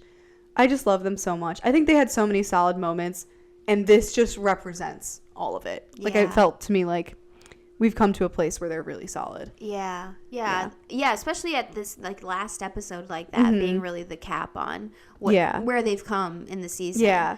It's very interesting. Anytime they talk about Elena, I feel like could have been a contender for this. Like, you could make an argument. It's like they're all such solid brothers. Except when Stefan is kicking Damon in the stomach. Well, that's a long time ago, but there was to them. But yeah, these last couple of episodes, like the last like 2 or 3 or 4. Yeah. Well, so this is interesting with the one that I chose because I went a lot earlier in the season. Ooh, okay. I, really thought about impactful moments of the two of them, and there's a lot, but one kind of ended up sticking with me, and that was your favorite episode, 309 Homecoming. Of course. Why wouldn't I pick this moment? Yeah, Stefan chooses to save Damon's life instead of getting his revenge and killing Klaus because Catherine says to him, your brother will be dead, Stefan, unless you care enough to do something about it. Oh, that's so true. And it literally starts to trigger his humanity coming on. We've argued about this a lot. Obviously, he still almost kills Elena in 311. That's kind of the final moment. Yeah. But I do think 309 and realizing his brother could die is this big moment of it starting to come back. And Damon's reaction to finding all of this out, too, of the like, what? No, you don't get to do that. Yeah. Like, it's just so brotherly, and it's so unconditional love. You know? That was a moment, too, where I was just like, I really do like that is such an important piece of Stefan's arc. So yeah, that's a good one. I wish I picked that. One. But we have so many good There's so moments. many good ones. I know if I really thought about it, I could think of several more, I'm sure. I know. Let us know in the comments what moments you like of theirs, because there's a lot. Yeah, there are so many. Another pairing that gets like so many good moments in this season, kind of for the first time in a way. Yeah. Favorite Delena moment. Oh yeah, there's so many to choose from this time. Plus an honorable mention if needed. Yeah, we always do this in season 1 and 2, Delena and Stelena. Yeah. And obviously it was so stacked on the Stelena side for the first 2. The tables have turned. Delena. I don't know where we want to start, winner or honorable mention. For me, it felt like the winner was just so obvious. It's hard because there's a lot of obvious Delena moments. Yeah. So there's probably a few I would say are the most obvious, and I did end up going with an obvious one for my winner. So I kind of want to start there. But okay, that's fair. I will say I did kind of the opposite thing where for my honorable mention I went with the obvious one, and then I went with like a one that to me I just really like personally. Oh, interesting. Well, let's hear your honorable mention then if it's more. Okay, so I'll do my honorable mention. Mine is their first real kiss in 310. How could you not call this out? Yeah. It's obviously when, after everything that has happened in the day, don't even remember. There's so much that happens in all of these days. But Damon is taking Elena back home, and they're on the front porch, and Elena, Damon's talking about feeling guilty. Elena asks him guilty for what, and he says, for wanting what I want. And then Elena just starts to be like, Damon. And he's like, I know, my brother's girl and all. And he starts to leave, but then he stops halfway down the stairs. It's like, no, you know what? If I'm going to feel guilty about something, I'm going to feel guilty about this. And then he goes back and kisses her. It's just so good. Yeah. It's so good. It's like their first real kiss in a lot of ways, I think. Yeah, it is. It's just so good. It is so good. They have so many iconic moments, but I think of the iconic ones, this is like my favorite. Oh, interesting. Yeah. Well, so I'll do my honorable mention now, which is a more like subtle moment. Okay. But I will kind of caveat that, like, if I were being like kind of real in a more honest way, maybe it would be 319, the motel. Okay. Yeah. Which I'm choosing to skip because I'm assuming it's going to get talked about in other ways. That's so true. Yeah, I did kind of skip it because I felt like it's kind of everyone's favorite, so it doesn't need to be said in a way. I know it's going to get talked about through other ways. So I did kind of skip it. But realistically, that's probably my honorable mention here, / my favorite. Specifically the hands, I would say, is like my favorite bit of that kind of sequence.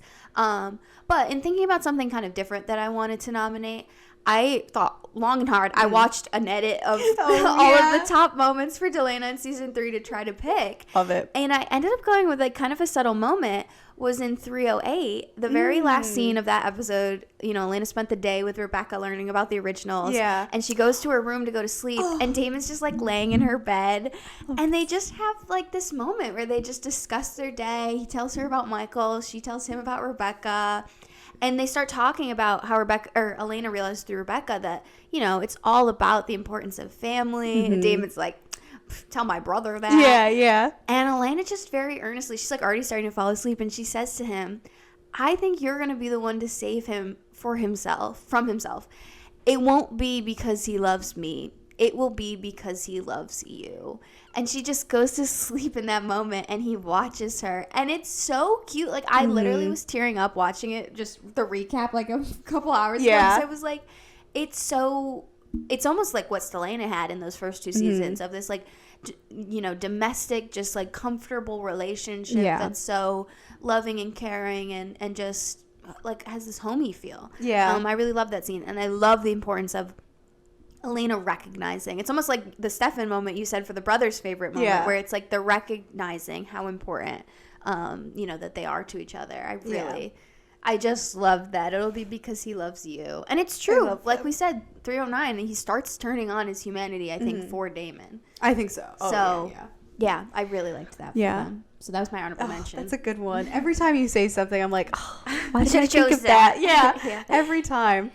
I also went, that was your honorable mention, I guess. But I went with a subtle moment for my winner because something we talked about a lot in, I think, many episodes is I'm always surprised at how, like, kind of quickly Delena starts to creep up. Oh, yeah. And how, like, it's such a thing so early on. So I went with an earlier scene. I went with the end of the reckoning. Oh, yes. I mentioned it briefly earlier. Yeah. After Elena, like, obviously now they've figured out the hybrid thing. They know they need Elena's blood. So she's in the hospital. Klaus is draining her of her blood. For the first time. He does this all the time. But then Damon obviously spent that whole day with Jeremy and Catherine going to, like, search for Michael. But then Damon comes home and he goes right to the hospital, has a whole thing with Klaus and, like, in the parking lot. Yeah, in the parking lot. And then he just goes in and like unplugs the IV or whatever that's, like, draining her blood and just carries Elena out of the hospital. And then that carrying into, I love later when they're at the Salvatore house and, like, they just have, again, it's like you start to feel this hominess where they feel like they've really been comforting each other a lot, which they obviously did in the first 4 episodes. They were, like, in the absence of Stefan, you see they kind of come really together. Close. And I don't know. And then Elena's just asking him, you know, where were you? Oh, I hate that. Where were you? When she's crying. I hate it, but I love it. I love it. And then he does the hand on the leg. And of course, Yeah. Stefan interrupts the moment. But Yeah. up until that, I just love it. It's a fantastic And it's so early. scene. And I always forget. Yeah. I just Yeah. love them. Yeah. Yeah, that's a fantastic Yeah. moment. I do love that one. I was thinking about that. I was really curious where you're going to go with that because there's so many of those good subtle moments, especially in the Yeah. early part. There 301, really are. the necklace, Elena's I mean, the canonical necklace. like love moment. Yeah, she falls in love with him. Yeah. 304 when they're making chili. Yeah. And they do They're the, so like, bump. domestic. Yeah, it's so cute. That's so true. Or 306 when they're doing the little training thing where he's like, "This is the way to a Oh, vampire's yeah. heart." And they do the spin. I Yeah. actually did think about that, but I was like, Yeah. it's too much for me. It's almost too much, too. Too charged. Yeah, it's too charged. Honestly. But yeah, there's a lot of those moments in like the early There season really 3 are. episodes where you're like, okay, All okay, right, we're really do doing your this thing. now. Yeah. But of course, my favorite moment, I went with a very obvious big one, was learning about their first real meeting. I know. In 322 The Departed, the flashback to them meeting the night that, like minutes before Elena's parents died. Yeah. Like that Yeah. moment is so cute. It completely changes the whole dynamic for Yeah. them to me. We talked about a lot in the episode, so I won't say too much on it. Go back and watch 322 because we talk about it at length.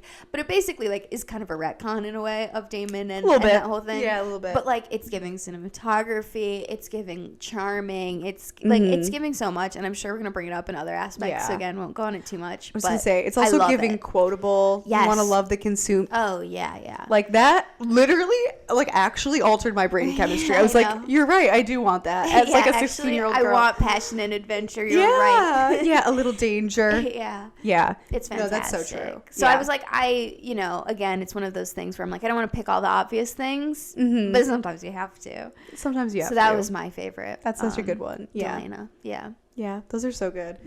Less good. A little harder for me lot personally harder. to choose. Yeah.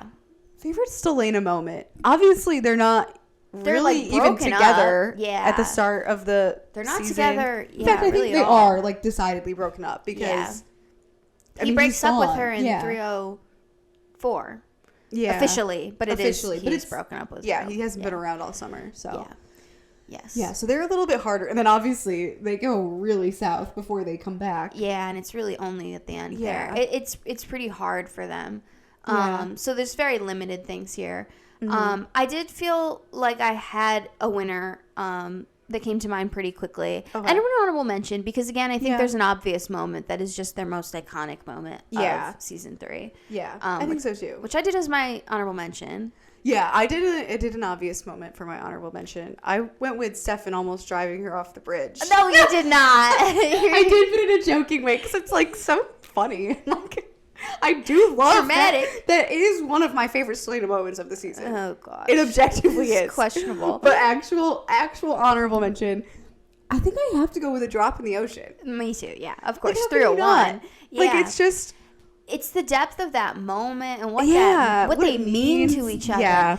And that Stefan doesn't even say a word. And Yes. she knows it's him and knows what he needs in that moment. He's Mm-hmm. just crying, listening to her. It's such a impactful. Yeah, and everything she says, it's like she's saying all the right things, Yeah, and like it's a beautiful. they haven't moment. spoken all summer, and then Yeah, I don't it being know. the end of this episode of all of these things. Again, he kills Andy in this. Like, Yeah. there's so much happens in that so much episode. happens. Yeah, It's fantastic. It had to be at least the honorable mention because it's I just think so so. easy iconic. I think so. But I too. wanted something Yeah. more positive for my winner. So I Yeah, was yeah, gonna- I was same, gonna same. choose it for my Yeah, I winner. wanted something where Stephanie spoke. So, Yeah. yeah. I can just do mine. I feel like you kind of, for a more positive thing at least, you kind of have to do the last few. Yep. And Yes. I actually went for when Stefan and Elena are at the dance, which there were a few moments in that episode actually that I liked. was gonna say this was the episode I did too. Oh, okay. So then I won't say the other things I thought about from this Yeah. episode, but I went with Elena and Stefan dancing at the dance, and Elena kind of, Damon comes up, and Elena says, about their trip that they had literally the prior episode, like the day before, Yeah. and Stefan is just like, I don't need to know. Like, if we find our way back to each other, then we can talk about it. I don't know. Again, it's just something about the level of understanding and kind of like growth to get back to where he was that Stefan has gone through. I just feel like is so good. And they do so much to get the brothers back on equal footing. And I just think this level of understanding about Elena potentially having feelings for Damon that she needs to explore shows how strong their bond is. Yeah. That Stefan is willing to say, you know, we will find our way back to each other. Yeah. And then that he's also okay to, like, if that doesn't happen. Because like Miranda says in the finale, in the flashback, you know, if you love someone, you have to let them go. Yeah. So, I don't know. I just feel like that really shows, like, Stefan loves Elena. And yeah, it is unconditional in that way. yeah, and I honestly think, and I thought about this a lot when I couldn't sleep last night. Of course. What else am I thinking about? Not, like, anything else going on in my life. My fictional characters, my comfort characters. I think, like, if Elena, if they decided to not turn her into a vampire at the end of the season, I think Stelena would have gotten back together. 1,000%. I mean, they've always said the end game was to get Stelena back together, by the end of the series. Yeah. But obviously, like, Nina left the show. That got derailed. Yeah, it wasn't possible. Yeah. But I was like, I don't know. They have such a strong bond in the end of the season. And I think this really shows that. Yeah, a human that they were meant to be. Yeah. It's like, I don't know. They just... Yeah, this level of understanding, Stefan's willingness to just let her explore these feelings. It's like, no, they are solid. Like, yeah, they're solid. They're very solid. And I think they would have continued to just date and have gotten back to, like, season 1 vibes. Yeah. But obviously she gets turned. That gets derailed. Yeah, and that's the thing about saying that it's so hard to pick a favorite for this season is it's just so bad which is why I did 320 as well, because it really is only 320 that they start to get to that point, and then 321 and 22 are just so crazy. There's none much of that else going on. There's none of that. Although I do like the moment in 322 when they kiss. And he's like, just in case we don't have another. I thought about that one. That is such a good one. But I ended up going at the start of 320 when Elena asks him to the dance. To, that was the one I thought about. Yeah, that was a perfect one. It's so cute. It's the only cute, like, pure moment that still gets the whole season. It's very season 1 vibes of, like, they're kind of, like, on the phone and they're, like, awkward and excited. Like, it's just, like, everything good about Stelena. It's, you know, ignoring the bad and everything goes bad right after it. But also just having this sort of, I don't know, humanity to it of just being a girl that likes a boy. Like, that's their vibe. And I feel like that was the one scene we got this that's so true. Season that felt that way, of just her calling him up and being like, so do you want to go to the dance with me? It's so cute. I do really. That was the other contender for my favorite. But I also debated. Yes, and I also debated at the end of 320 after Alaric dies when he's just holding her. I was like, that's so cute that he's just, like, there for her. It is like very that. sweet. He knows how to support her in that moment for sure. The sadness of that moment. Yeah, it did sway me. Make me want to choose it. But it did sway me. Yeah. But 320 overall is a Stelena episode for sure. Yeah. I feel like we've talked about Stelena and Delena. I have to. It's not a whole category we did. Got to give a shout out to my fave trio moment. Obviously, Stelena and Delena. The three of them walking across the street in 321 scratches an itch in my brain. It's like ASMR to me. I love that one. Oh, I love them so much. Yeah, that's a great one. Doesn't need a whole category, but you have to mention it in a recap. Gotta mention the main three. Yeah, I do love them. They have so many good moments. They really do. So but anyway, from love to death. Yeah, from love to death. That's how it goes in the show. Yeah, that is how it goes. Yeah, kind of. We're gonna call this our usual outro, but we've still probably got a long ways to go before we're there. For sure. But obviously, usually we start out our outros by doing death, the roundup of the death of the episode, and this time we got a lot of death to round up from the whole season. For sure. We're gonna give a crazy rundown of just how many deaths overall there were, who killed them, how many daggerings there are, like everything. So starting out, let's just cover the originals and their daggering situations, because they had a lot going on. Yeah, there was a lot. Obviously, you know, the first one doesn't even start until 309 Homecoming. Yeah.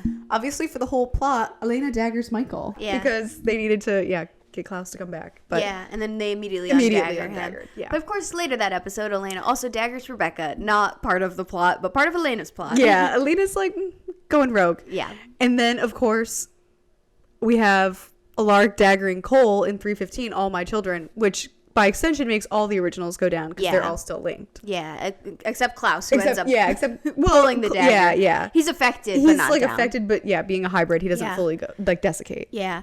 And then again, Cole, not daggered, but is like fully wooden staked by Damon in 319.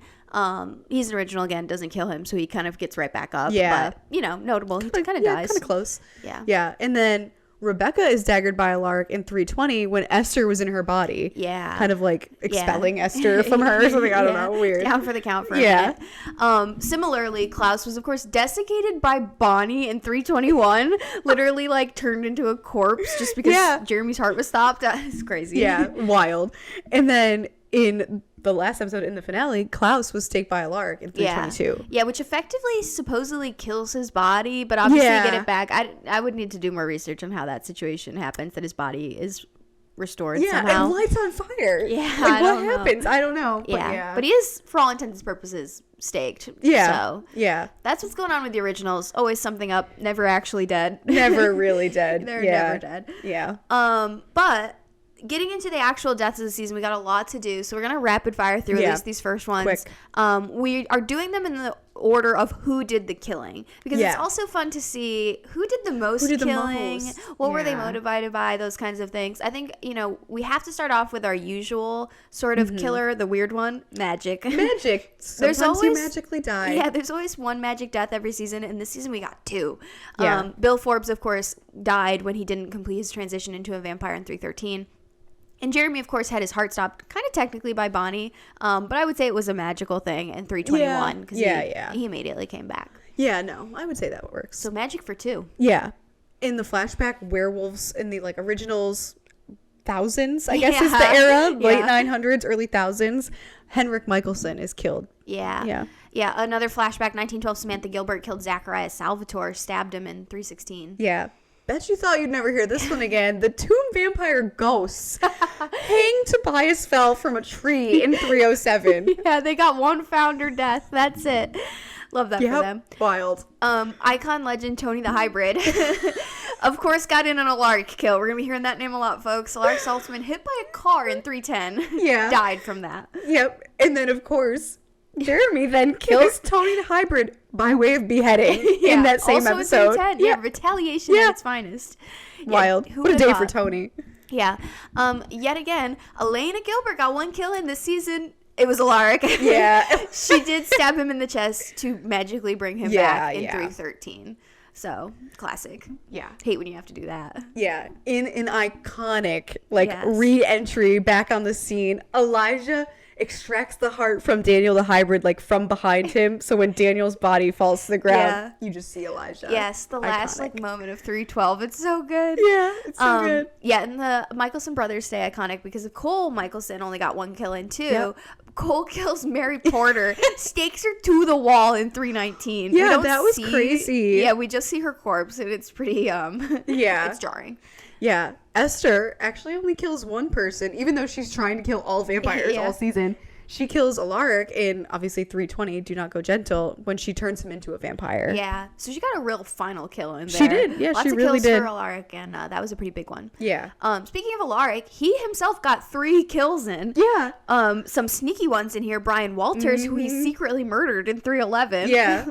And then, of course, Bill Forbes, who he stabbed in 313, which then turned him into the vampire when he ultimately didn't transition. But then, of course, he kind of gets the revenge killing of Esther, who he literally stabs in the back in 320 to stop her from killing Mad Jeremy. So good. Yeah. Yeah. And then we have, with 4 kills, Michael kills himself. Yeah. I was like, wait, Michael? Yeah, he kills. Yeah. Yeah, he kills himself. He kills Rebecca. He kills Klaus. And he kills Elijah, stabbing them in the sword in the flashback. That's why I was like, wait, what? Yeah, he that one kill. Michael is a confusing one because he doesn't get any kills in the modern day as far as we see. Because he's sworn off humans. He just turns from vampires. But of course we see him murdering his own children. His whole family. And in the originals flashback 308. A gal that always keeps us guessing. She's always the one we never know the actual count of who she's killed. Yeah. Catherine Pierce, of course. 2 to 4, we don't really know. Yeah. The only confirmed kill on screen is Gloria the witch, who she stabs in the neck in 304 to save Stefan. But it's also sort of mentioned that she kills these grave diggers, mourners, the man who has flowers, all to feed Michael in 306. And you do see her with a body, but it's unclear if she killed other ones. So somewhere in the 2 to 4 range. Yeah. Then we have Damon kind of surprisingly lower on the list. He's killed like 5.5, we'll call it. Yeah. He snaps Alaric's neck in 304, disturbing behavior, just for killing his buzz. Because obviously, of course, just Damon things. Yep. And then he kills a hybrid bouncer. He like at Homecoming. Homecoming. He rips his heart out. And then he rips the heart out of another hybrid in 311. Yeah. And he kills Abby, obviously, in All My Children to stop the spell. Yeah. And then in 1912, in the flashback episode, we see him kill a random woman. Yeah, it's kind of unclear if it was... I don't remember which one of Mariana Lockwood or one. Yeah, he was feeding on one of those girls. It was unclear which one. Yeah, and Samantha then Gilbert, I can't remember. Yeah, I don't know. Well, he does say he killed Samantha. Yeah, so I think we did discuss that it may have been Samantha. Because actually, Stefan is the one that kills Mariana. Yeah, It's kind of implied that he kills, what's her Gilbert? Samantha. Yeah, I mean, he does say he kills her, so yeah. But confirmed a 1912 woman. Yeah, at least one. Yeah. Probably many. And then in the present day, he kills the piano player with Rebecca when they're doing a duet and draining him of blood. And that's the half count where it's it's like they split the kill. Together. It was really an even pairing. Yeah. So going into Rebecca from that got 6.5. Lots of feedings. She shows up on the scene draining the security guard immediately. Yep. In 303, and then of course right after that she gets one of the warehouse girls with Klaus and Stefan. They have the little feeding in 304. She kills the girl with Tyler in 306. In the flashbacks to the originals, 308. In like the 1000s, she's also feeding on a man that she kills. And then again, the piano player with Damon.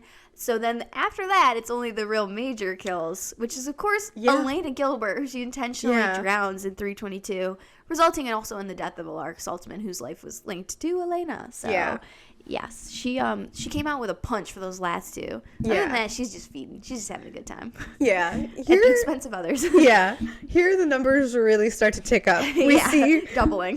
We see Stefan kill 13 people plus a migrant village. Yeah. We don't count the migrant village. Not yet. Not right now. Maybe later. Yeah. But in the very opening, in the birthday, 301, he kills 2 girls in Memphis that live in that house where Ray Sutton was. And then he kills Andy, obviously, by compelling her to like walk off the rafters or whatever in the newsroom.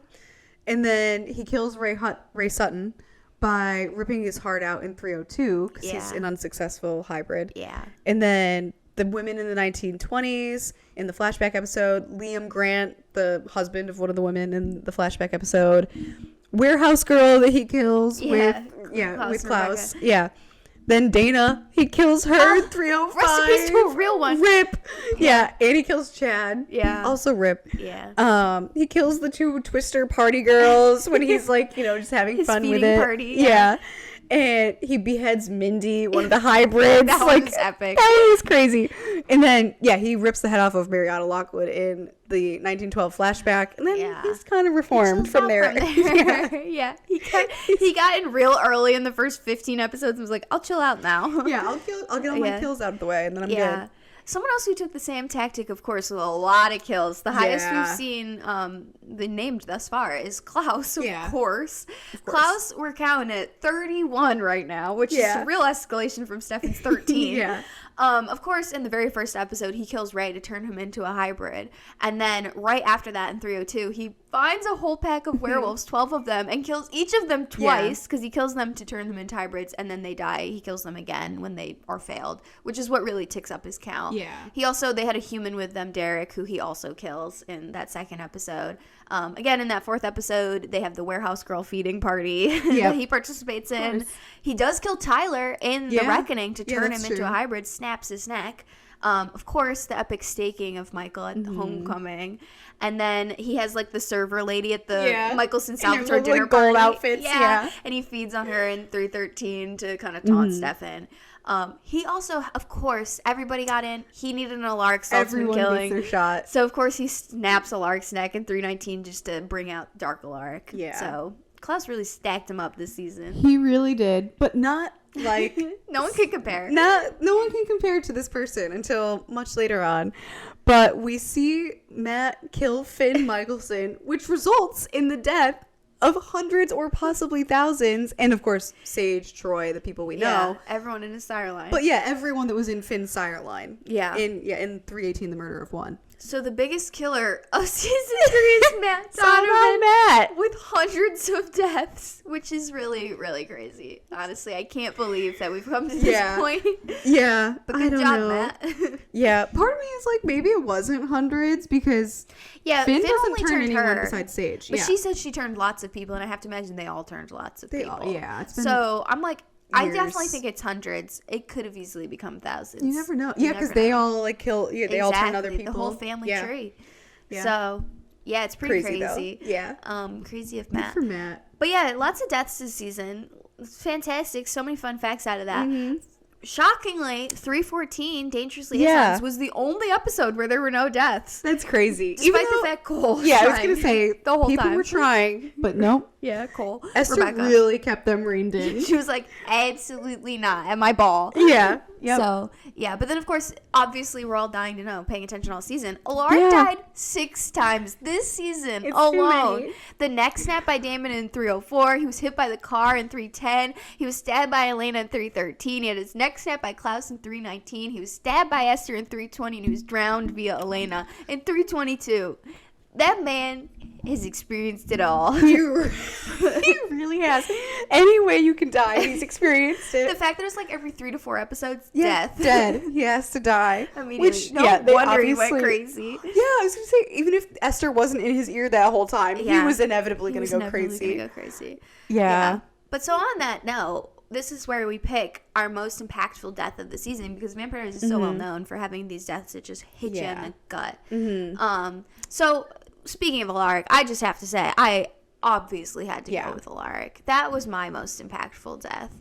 I will say I went with the other obvious choice, Elena. Yeah, it's so tied together. Yeah, they're so tied together, and also I think you'd be hard pressed to make an argument that no matter what definition of impactful you have, because in previous recaps we've talked about impactful to you personally, impactful to the narrative, whatever, to the fandom.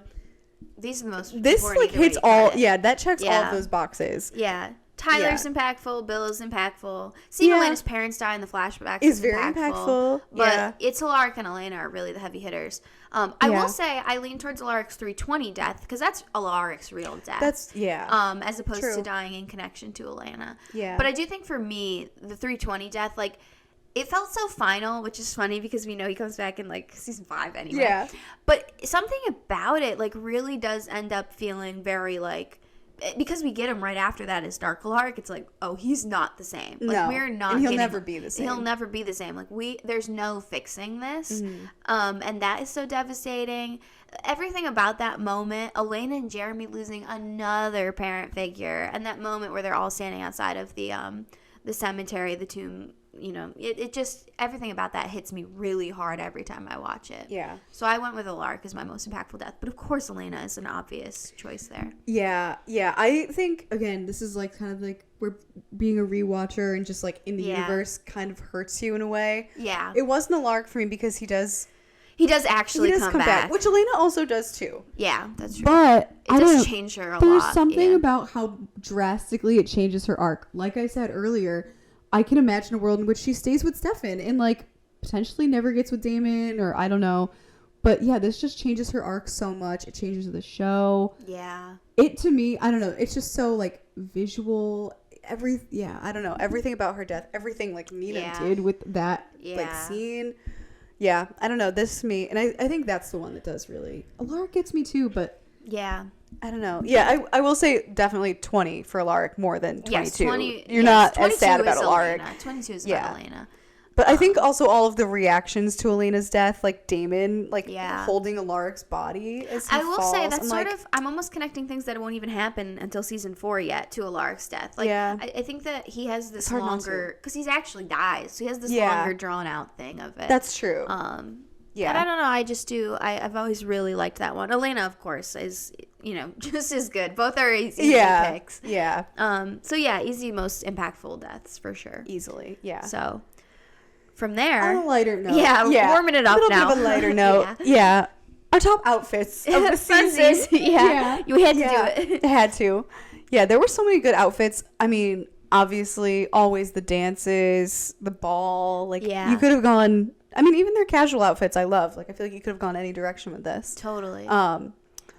but I will, and we ranked them. These are our ranked like top favorite. Yeah. So I'll do my third. It's kind of a wild card. I'm going with Klaus in the birthday. Oh, He interesting. I love that outfit. I love that outfit. He just looks so good. He has the necklaces, like a leather cuff. Yeah. There's a moment when he's sitting at the bar, obviously in the birthday, he's with Stefan in the South. Like, he's wearing like biker boots and like dark jeans or pants and like just like a gray t-shirt type Henley thing. Mm-hmm. But like the sleeves pushed up, and again, like the jewelry that he has on, I'm like, he just looks so good. Yeah, like, he looks so good. I feel like they really, every time Klaus wears this same kind of outfit throughout, but I just feel like it's very his uniform. Yeah, but it works really well for Klaus, and it's like just different enough from the other guys that you're like, it just adds more to his character. It really does. Yeah. So copy and paste everything you just said about my person. Okay. Elijah in his all black suit. Okay, I did in think about 315, which I stole from you because I didn't catch it in the episode, but you called it out, and I went back and I was like, Elijah so in good. the all black suit in 315, which is sort of his villain episode where he like helps kidnap Elena, is so like everything you just said about Klaus. It's like it is his uniform. He wears it all the time, but it looks fantastic and it stands out from the other men in a very unique way. Yep. I love Elijah's looks always, but the all black was very slick. I really liked that one. So I was like, that has to be my number 3. I love it. Yeah, That's a good one. that's a good one. Yeah. I mean, yeah. Oh, there's so many. I could go for all of them. I'm like, I'm not going to say like 10 outfits. Moving on to my second, but I got to stop myself. I think I'd be remiss to not have this on my list, both because it is just so like huge to the fandom. Like it literally is a through line through to Legacies. Like you already know where I'm going with this. Yeah.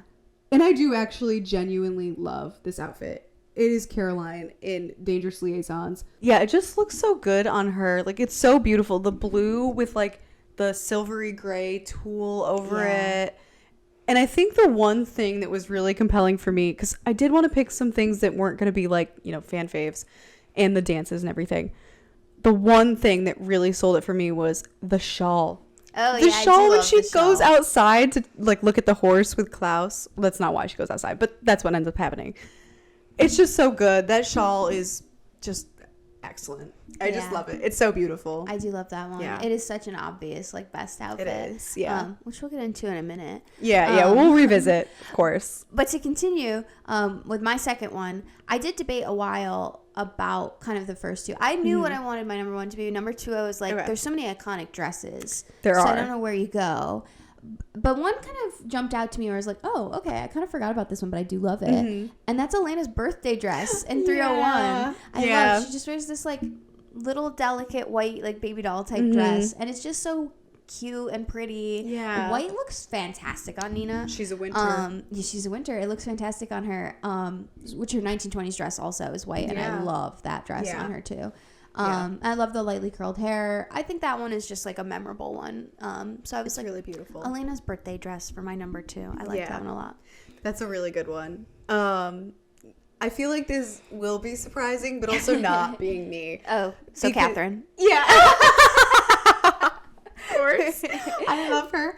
She is me. I want to be her. Yeah. Even though she's bad. But anyway, and this is kind of a random one, but I was telling Sarah the other day, I literally think about this outfit all the time, and I wanted to do it for our random New Year's Eve party.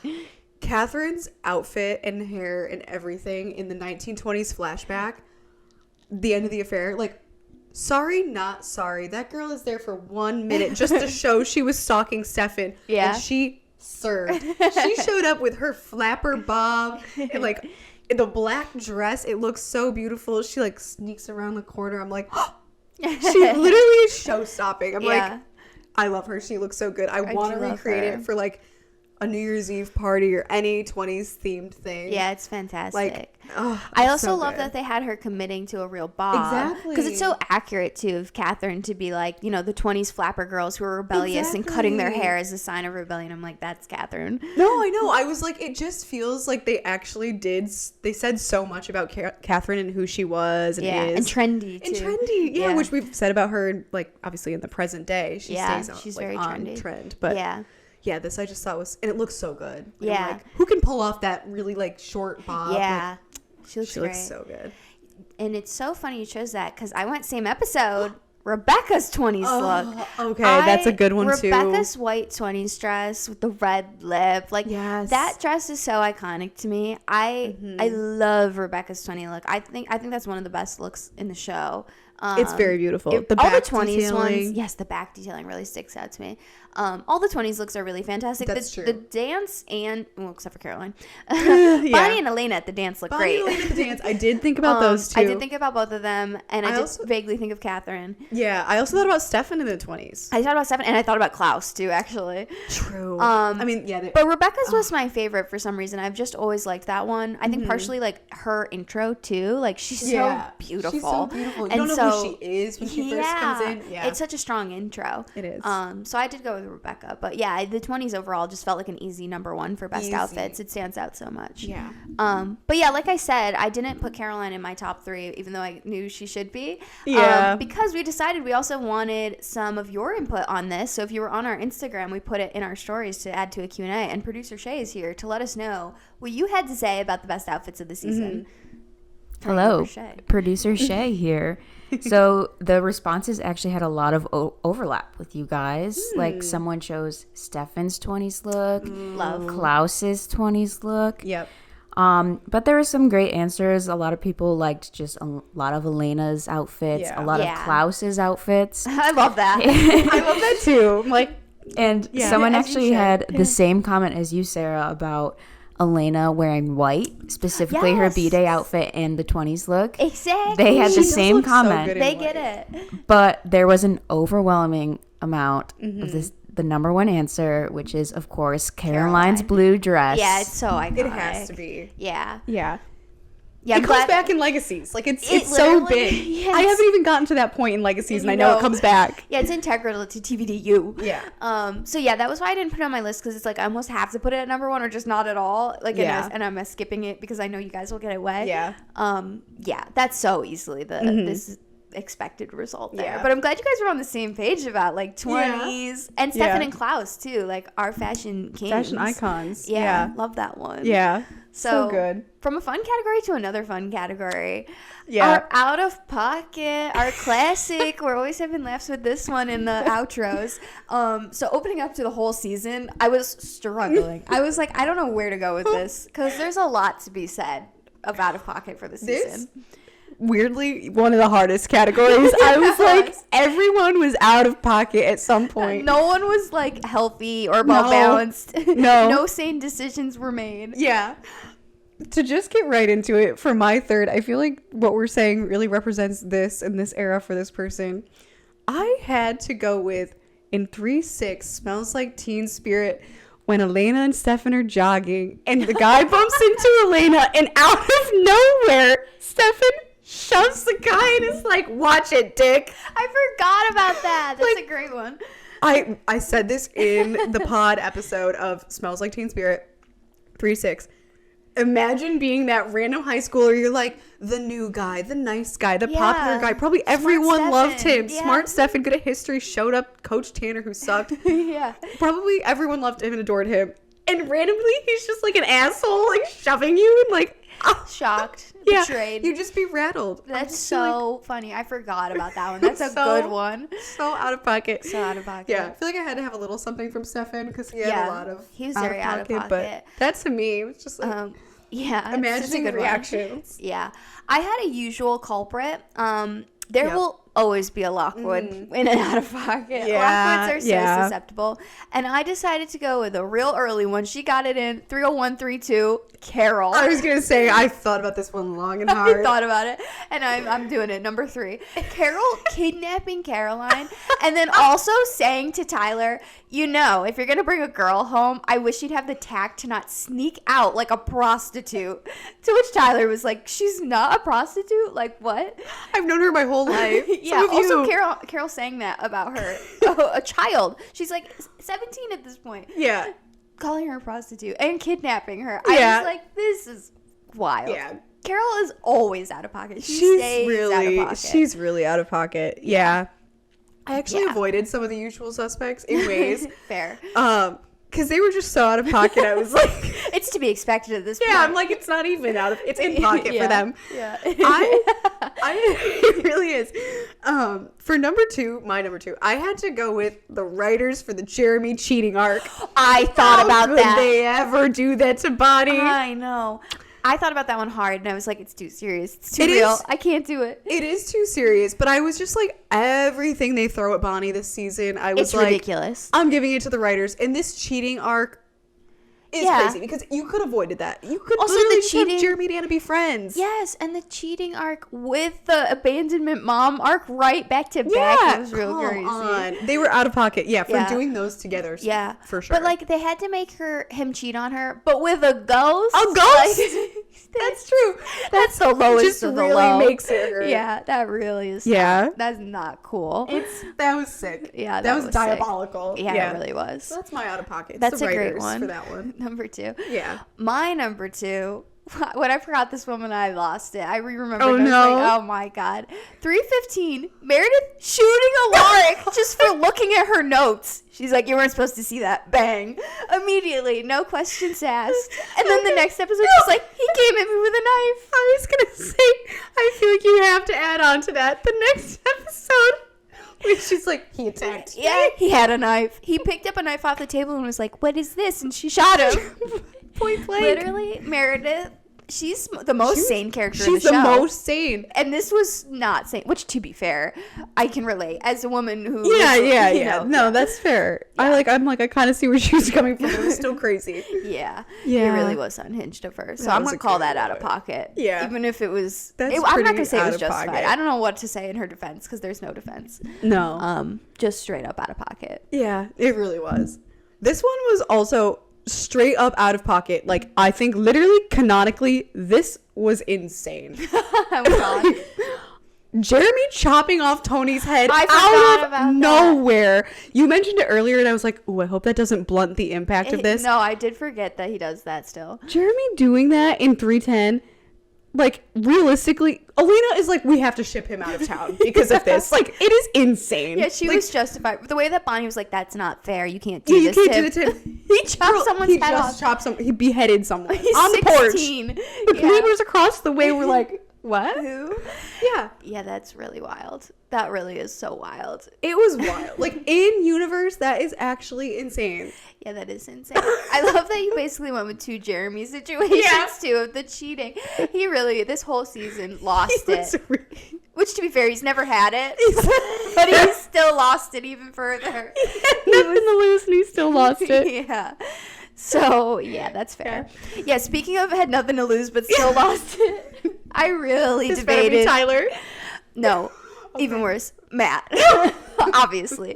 I really debated for a while because I'll say sort of an honorable mention as an aside was 311 calling Caroline a mean girl at her birthday party. I really debated. I was like, he was so crazy for That's that. true. That was crazy. But I had to go with kidnapping and drugging Elena.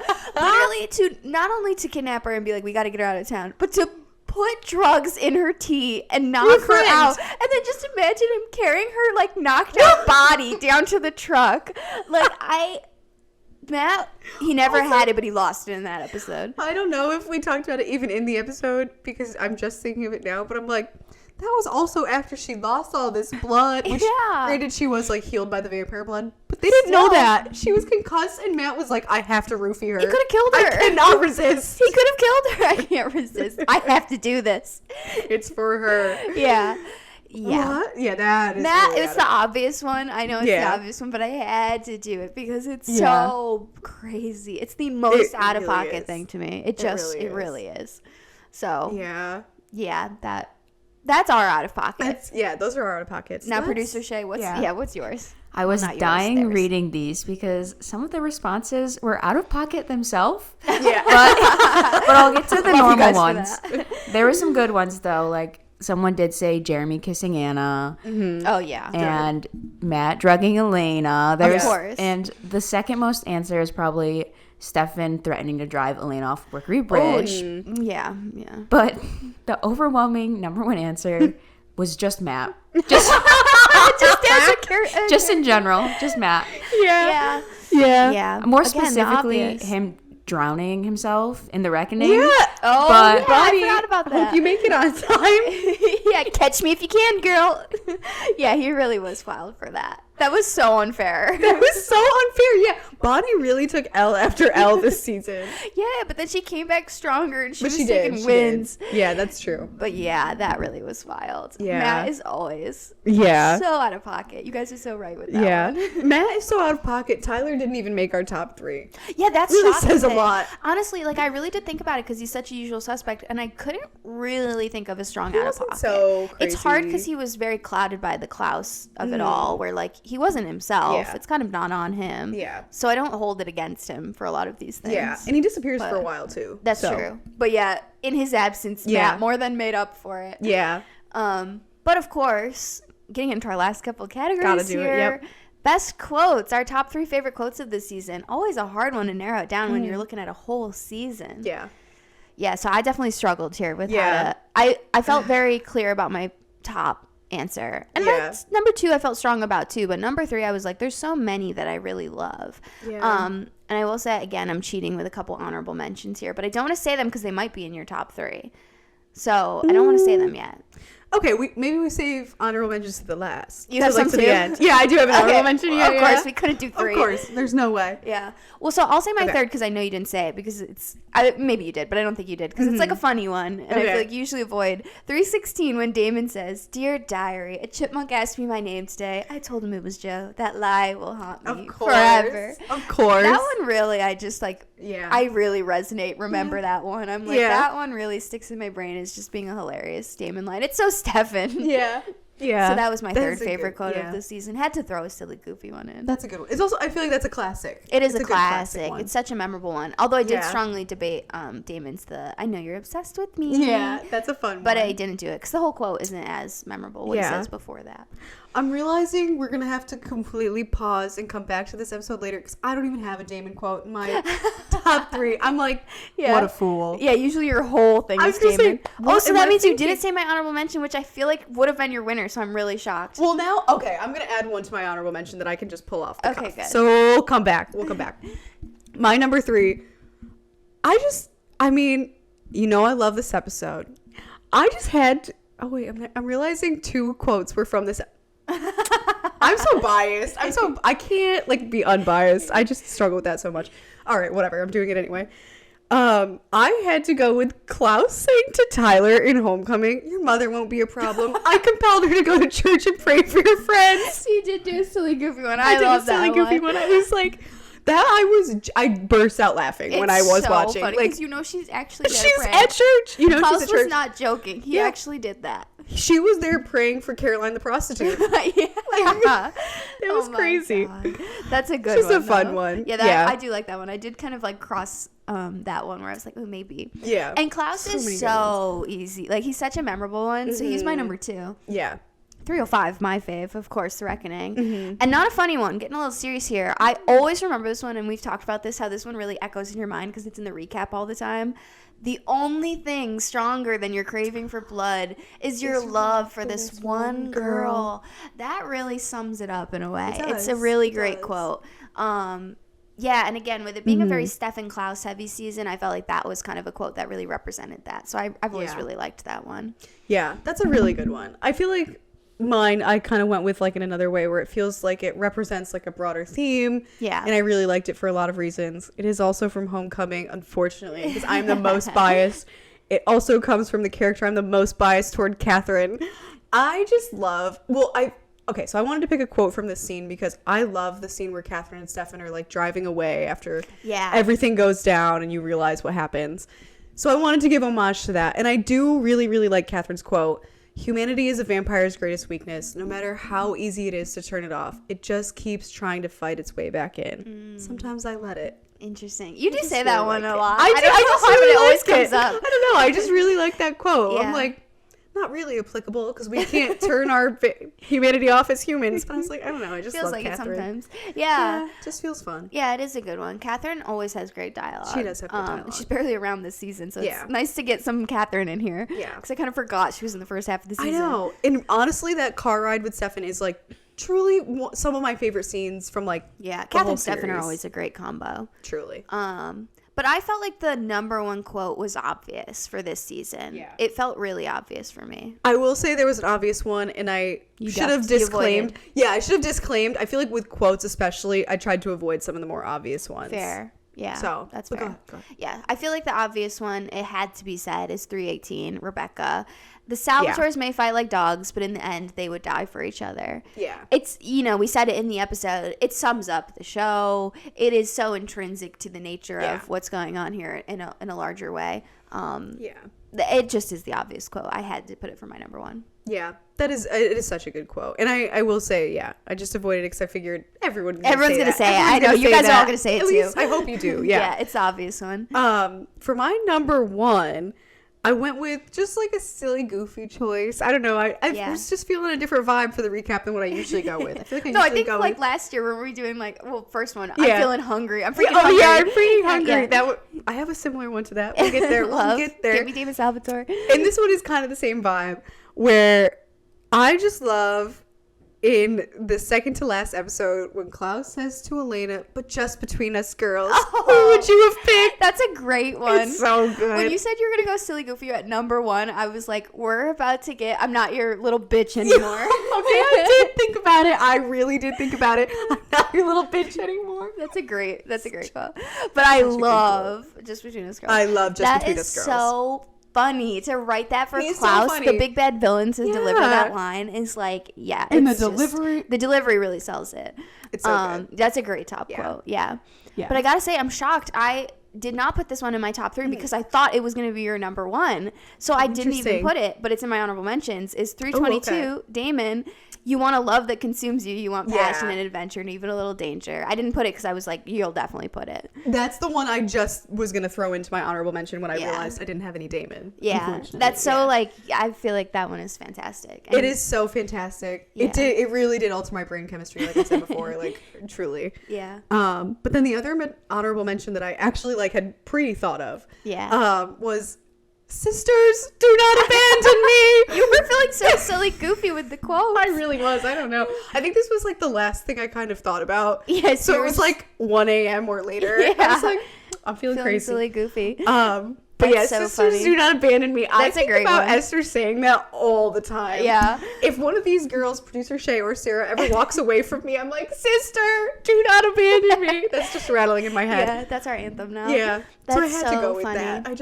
It's just so funny. Yeah, that's a Her great delivery one. on it, too. Yeah, it's like, really good. It's just so good. Again, I was on the opposite end of the scale. My honorable mentions were all the love quotes, and I really wanted to put this one, but I was like, I don't want to go too serious. But now I'm like, I wish I put it in my top three. But they're all my top five anyway. Yeah. Is 311, Klaus. There's a whole world out there waiting for you. Great cities and art and music. Genuine beauty. That altered my brain chemistry. Yeah. I was like, there are great cities and art and music and beauty, and I'll get there one day too.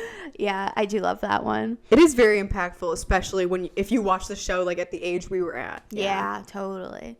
Yeah. It is so good. But yeah, so I was going for the lovey-dovey honorable mentions there. I'm glad we did. We covered both vibes. We covered a lot. Yeah. Which usually were the opposites. I don't know. I was feeling crazy. Love it. Yeah. Okay, let's hear what our viewers' favorite quote was. So there were lots of great responses, but I have to give my honorable mention because no one said it. It was in 320, Do Not Go Gentle, from Tyler, when he's talking to Caroline, and he goes, what's he gonna do, draw you another picture?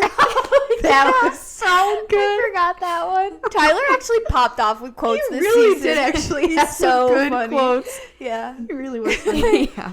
He's wild. I had to put that one out there. That's a good one. I'm glad you got that. But from the fans, they had some good ones. A lot of people chose the Dear Diary, a chipmunk asked me my name today. There are lots of those. And there were a few people that said a quote from Damon: when people see good, they expect good. Oh, interesting. That's a good one. Yeah, that is a good one. So true to Damon. That really speaks to him. Yeah. But the one with the most responses was the Salvatore brothers may fight like dogs, but in the end, they would die for each other. Yeah, my number one. That's iconic. Yeah, that's so iconic. It's like one of those top quotes of the show. You know, Definitely. like that's just so. It's Vampire Diaries in a quote. So easy winner. Yeah, that's such a good one. But not some easy winners. Yeah. Not easy at all. Because if you know anything about this, if you've ever watched Rippah Diaries, we're obsessed with the music. Yep. And so we decided this time, we usually do, of course, the top 3 songs. But, I think it's a challenge where season 3 is the best of the music of the series. Yeah. And so to do the top 3 songs would be an injustice, and we'd end up with a top 10 very quickly, and it would be very bad. Yeah. So instead, we're going to start out with our top 3 favorite songs. Like personal faves. Personal faves, and then we're going to do top 3 iconic songs, and then we'll hear yours. Yeah. Because I think there is a clear, line between what is iconic, what are the most obvious songs, but what are the ones we really love. And we don't want to just say the most iconic ones because it's obvious what 3 or 4 of those are going to be. So yeah, we'll start out with our favorites, our personal faves, because that's going to be more all over the place. I'm very curious if we're going to have any overlap. Yeah, I don't know. I will say I have 4 things written in my number 3 slot. I'm just going to pick on the fly. Do it. But you know what? Right in this moment, I'm feeling. She's like, I'm rolling a dice rolling in the my. dice, I'm rolling. yeah. Yeah, I'm rolling dice in my mind. You know what? I'm gonna do "Lonely Boy" by the Black Keys. oh, fun one. Why not? Yeah. It's just so funny to me that Klaus is diegetically listening to that in Salvatore house, waiting for Stephanie's blasting boyfriend. it. He's blasting it. It's really just funny to me, and I do love that song. I love that song. I listened to the whole playlist to try to prep for this, and I will say when that came on, I was kind of having fun with it. Yeah, so I was that like, is that's a a fun good one. sign. It's that one. Yeah, I do like So that's that my one. number I do 3. love him blasting that one. It's It's just so so funny. funny. I've actually got another Klaus Stefan moment for my number 3. Love. Of course, Barton Hollow by the Civil Wars. Yeah. Again, another I love that song. It plays in 301 when Klaus is going into the Southern Comfort Bar to find Ray, and of course Stefan's also there. Yeah. I just love how it leans into the Southern vibe of that, but it's also the Civil Wars are fantastic. It fits Vampire Diaries. They play their other songs in other scenes. It's just one that I'm biased towards. I really love this, and probably biased because my idea of a good time would be hanging out in a dive bar with Klaus listening to the Civil Wars. Yeah, so of course. This is my dream moment, actually. Yeah. But yes, that was my number 3. That's a good one. That song is really grown on me. I Ever since love you that called it out, song. I'm it wasn't a song I really ever listened to before, but now I do really like it. It's a great song. Yeah. For my number 2, I'm going with Black Iron Lung by Gods of Macho. I had a feeling. I love that song Yes. so much. I can listen to that in any mood. It's just so Vampire Diaries to me. So Vampire Diaries. And I just I love when they reuse artists, like we've said thousands of times. Gods of Macho. Yeah, I don't know. It was just an obvious. I feel like my 1 and 2 were very obvious, which made 3 so hard. Interesting. Yeah, my 1 was very obvious, and 2 and 3, I was flipping between 10 different songs, where it's just I don't know what I want to do. Yeah. And so my second one, I was really debating, and what ended up selling me was the moment that it plays in. I was kind of considering more so the way it was used necessarily than just the song. Yeah. But I do like the song, and it's of course "Don't Stop," "Colors on the Wall" by Foster the People. I do love the way it's used. It's used so brilliantly at the very start of 308. It's the photo montage when Alark is taking pictures of the cave. Yeah. I love and really appreciate that they did fun editing to have the shots be on beat with the song, and they even added the sound effect of the camera flash on beat with the song. I just think that's so fun. It's one of the most memorable openings, definitely in season 3 and maybe of Vampire Diaries. It's just and it's again of the time. Love that one. So that was my number 2. That's a really good one. I feel like you all must know, if you were listening closely, you must know what my number 1 song is. I've always said this would be in the past year, I've always said this would be my baseball walk-up song. Yeah. I have to go with Phenomena by the Yeah Yeah Yeahs. Love. I love this song so much, and it's just so funny to me. It just plays in a throwaway moment. It's when Rebecca has just been unboxed. She's the feeding on the girls moment. Yeah, the feeding on the girls. Yeah, it's just it's nothing crazy. It's just kind of a little moment. Yeah. But again, it's a reused artist. I just love the song. I love the Yeah Yeah Yeahs. Yeah, they play a lot with the originals, and that's the first one that plays It feels with them. so originals. There's more Yeah Yeah Yeahs in the show, the originals. Yeah. That makes me really appreciate its little cameo in the Vampire Diaries. Yeah, I do. An love obvious it. number 1 favorite for me. Yeah. I'm so glad you did that one because I really love that one. And I didn't feel like I had room for it on my list because I decided against it because it is not much of a moment. Yeah. But so I'm so glad you did it because I love that song. I love that song. I do love that song. You know I was doing that one. I'm curious if you have any idea what my number one is, because this was the one I just immediately, before I'd even written a single song down, I was like, this is the best song in the whole of Vampire Diaries. I love this song.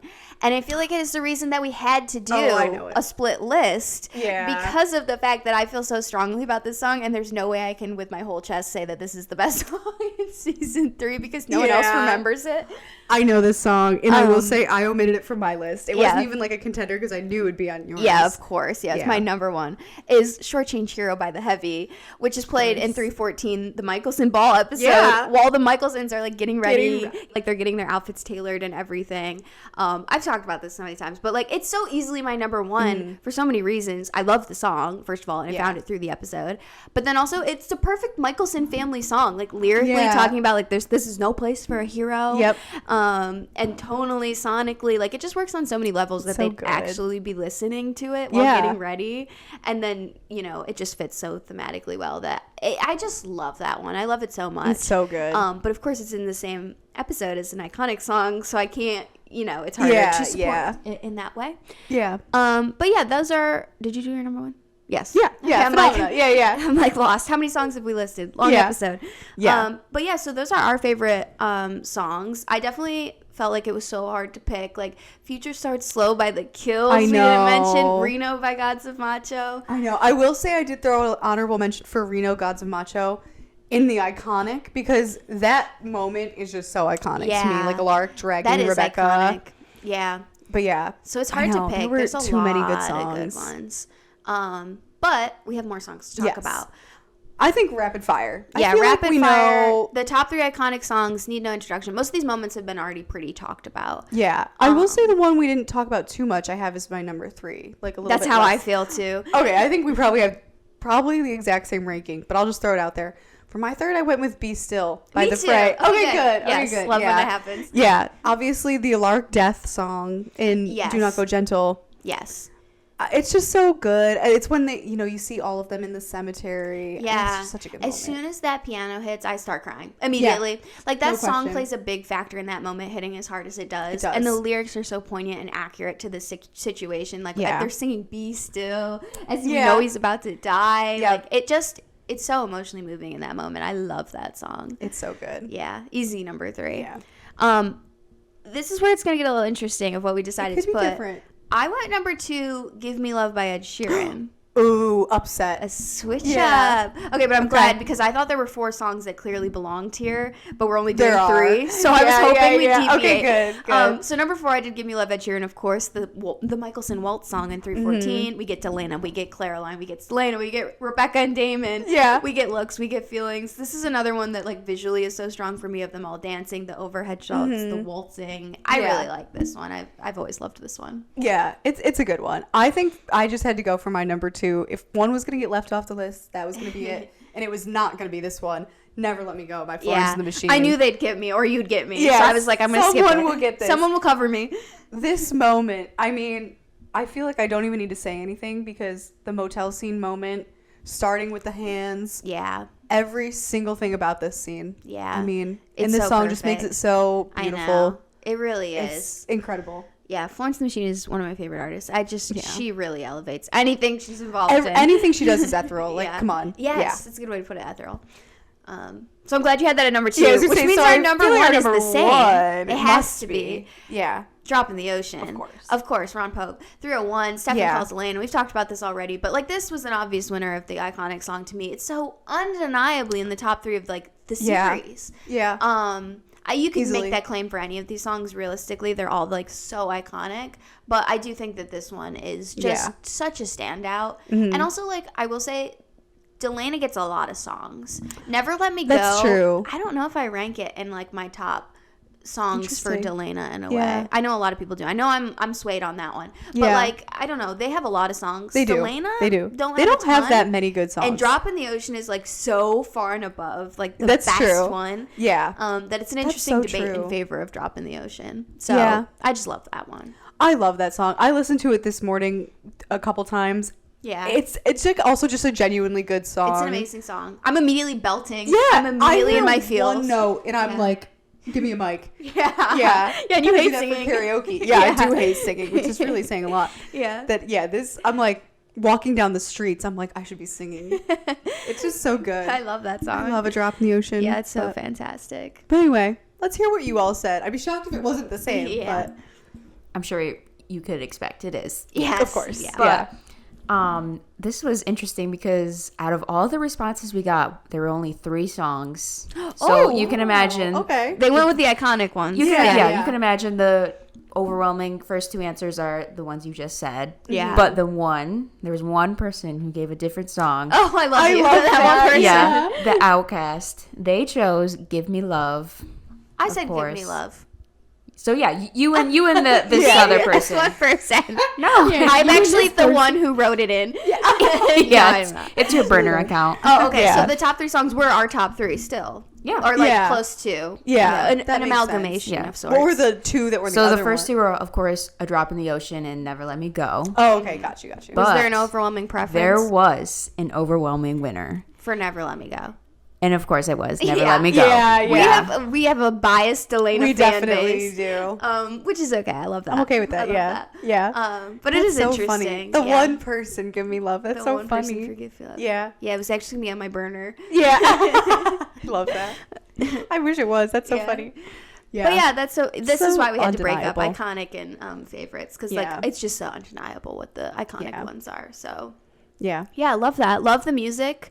Yeah, and you can listen to all those songs in that playlist. So we'll plug it at the end. Yeah. But definitely, if you haven't already, check out the links in our bios with all of those playlists because the songs are just I fantastic. listen to them to pick. I was listen all the I time. gotta remember. Yeah, and you not do just to listen all the pick. Yeah, time. just But I casually. was re-looping Yeah. to pick. Yeah. So, but now we have a special little category just for you guys. We didn't contribute to this one. We wanted to know what you, the viewers, thought were the most iconic moments of season 3. So, producer Shay, what were some of the most iconic moments to the Rippah girlies and guys? The Rippahs. The Rippahs. Yeah. So just like the last one, there was an overwhelming answer. Yeah. But I'll give some of the honorable mentions. Okay. A lot of people chose the Michelson ball. Yeah, Very of course. iconic. Yeah. And there were quite a few people that actually chose Stefan turning off his humanity and Klaus like interesting. yelling at him. That's turn yeah. it off. fun. Yeah. That is, like I Yeah. said, turn it off. I wouldn't, Yeah. I wouldn't have thought that, but it is so iconic. It is. Yeah. Because you think The Reckoning is a sleeper episode. I know. I don't know why. I'm like, I don't know. It's iconic to everyone. I'm like, give me the homecoming. Yeah. And then besides those, there was one that I wanted to mention because I think it was a good answer. Someone mentioned Elena dying, but specifically the parallel between Elena's parents dying and her actually That dying. is Yeah, it's a iconic. beautiful choice of them to do them both at the same time. Yeah, I thought that was a great answer. That is But an answer. the number one by far, I'm sure you can guess, is the motel Yeah. kiss. Gotta be the motel. Yeah, the bias. course. The Yeah. bias. Of course. It is. Yeah. I know. I would be curious if there are any Stelena shippers left. What do you think about like the motel scene? Like, I don't know. I Yeah, feel is like it we said this- considered yeah. iconic if you're I not? don't know. Is it still iconic? Yeah. I don't I'm know. sure it is to a degree, but it just doesn't do as much for Just you. doesn't hit maybe. for you, Which yeah. is, I guess, what some people in our comments are saying, drop in the ocean, not recognizing that as like an iconic moment, even though it so undeniably is, whether It you're is, for yeah. or against Delena. Yeah, it's just, it's Yeah. a season of iconic moments for sure. So it's really hard to sort of narrow it down. But I Yeah. love that there was like a consensus. Yeah. So yeah, thank you for sending those in. Yeah. Those were also great. Yeah. Obviously very hard to recap. We got to be what? Yeah. Like 4 hours now. Like, yeah. We've been here all day. Yeah. So we'll let you go anyway. Yeah. But yeah, thanks for watching or listening to this one. Make sure you check out our socials linked in bios and descriptions. Like I said, our playlists are linked there where you can listen to every single best song in season 3, all of the winners, honorable mentions. They'll all be there. We also have season 2 and season 1. Lots of great music to listen to. And on our socials, we're always posting polls and clips and memes and all sorts of fun stuff to get involved like we did in this episode. Yeah. And you can Watch the podcast on YouTube, or you can listen on Spotify, Apple Podcasts, anywhere you want to listen to your podcasts. And join us next week for a special episode. We're going to rank all of the parents of Mystic Falls. Yeah, it's going to be chaos. It's going to be chaotic. I'm not really sure. I mean, I think From the worst to Liz. I was going to say, yeah, from the worst to Liz. Yeah, that's really yeah. That should be the title of the episode. Yeah. From the worst to Liz. All the Yeah. parents. Yeah. Yeah. But anyway, that should be a Yeah, fun yeah. one. So stay tuned next week to Yeah. check that out. Yeah. And more specials on the way after that. But Yeah, which is why you got to follow us on socials to see what they'll be. So, Yeah. yeah, thanks So- for watching and or listening to this one. Bye. Bye. Bye.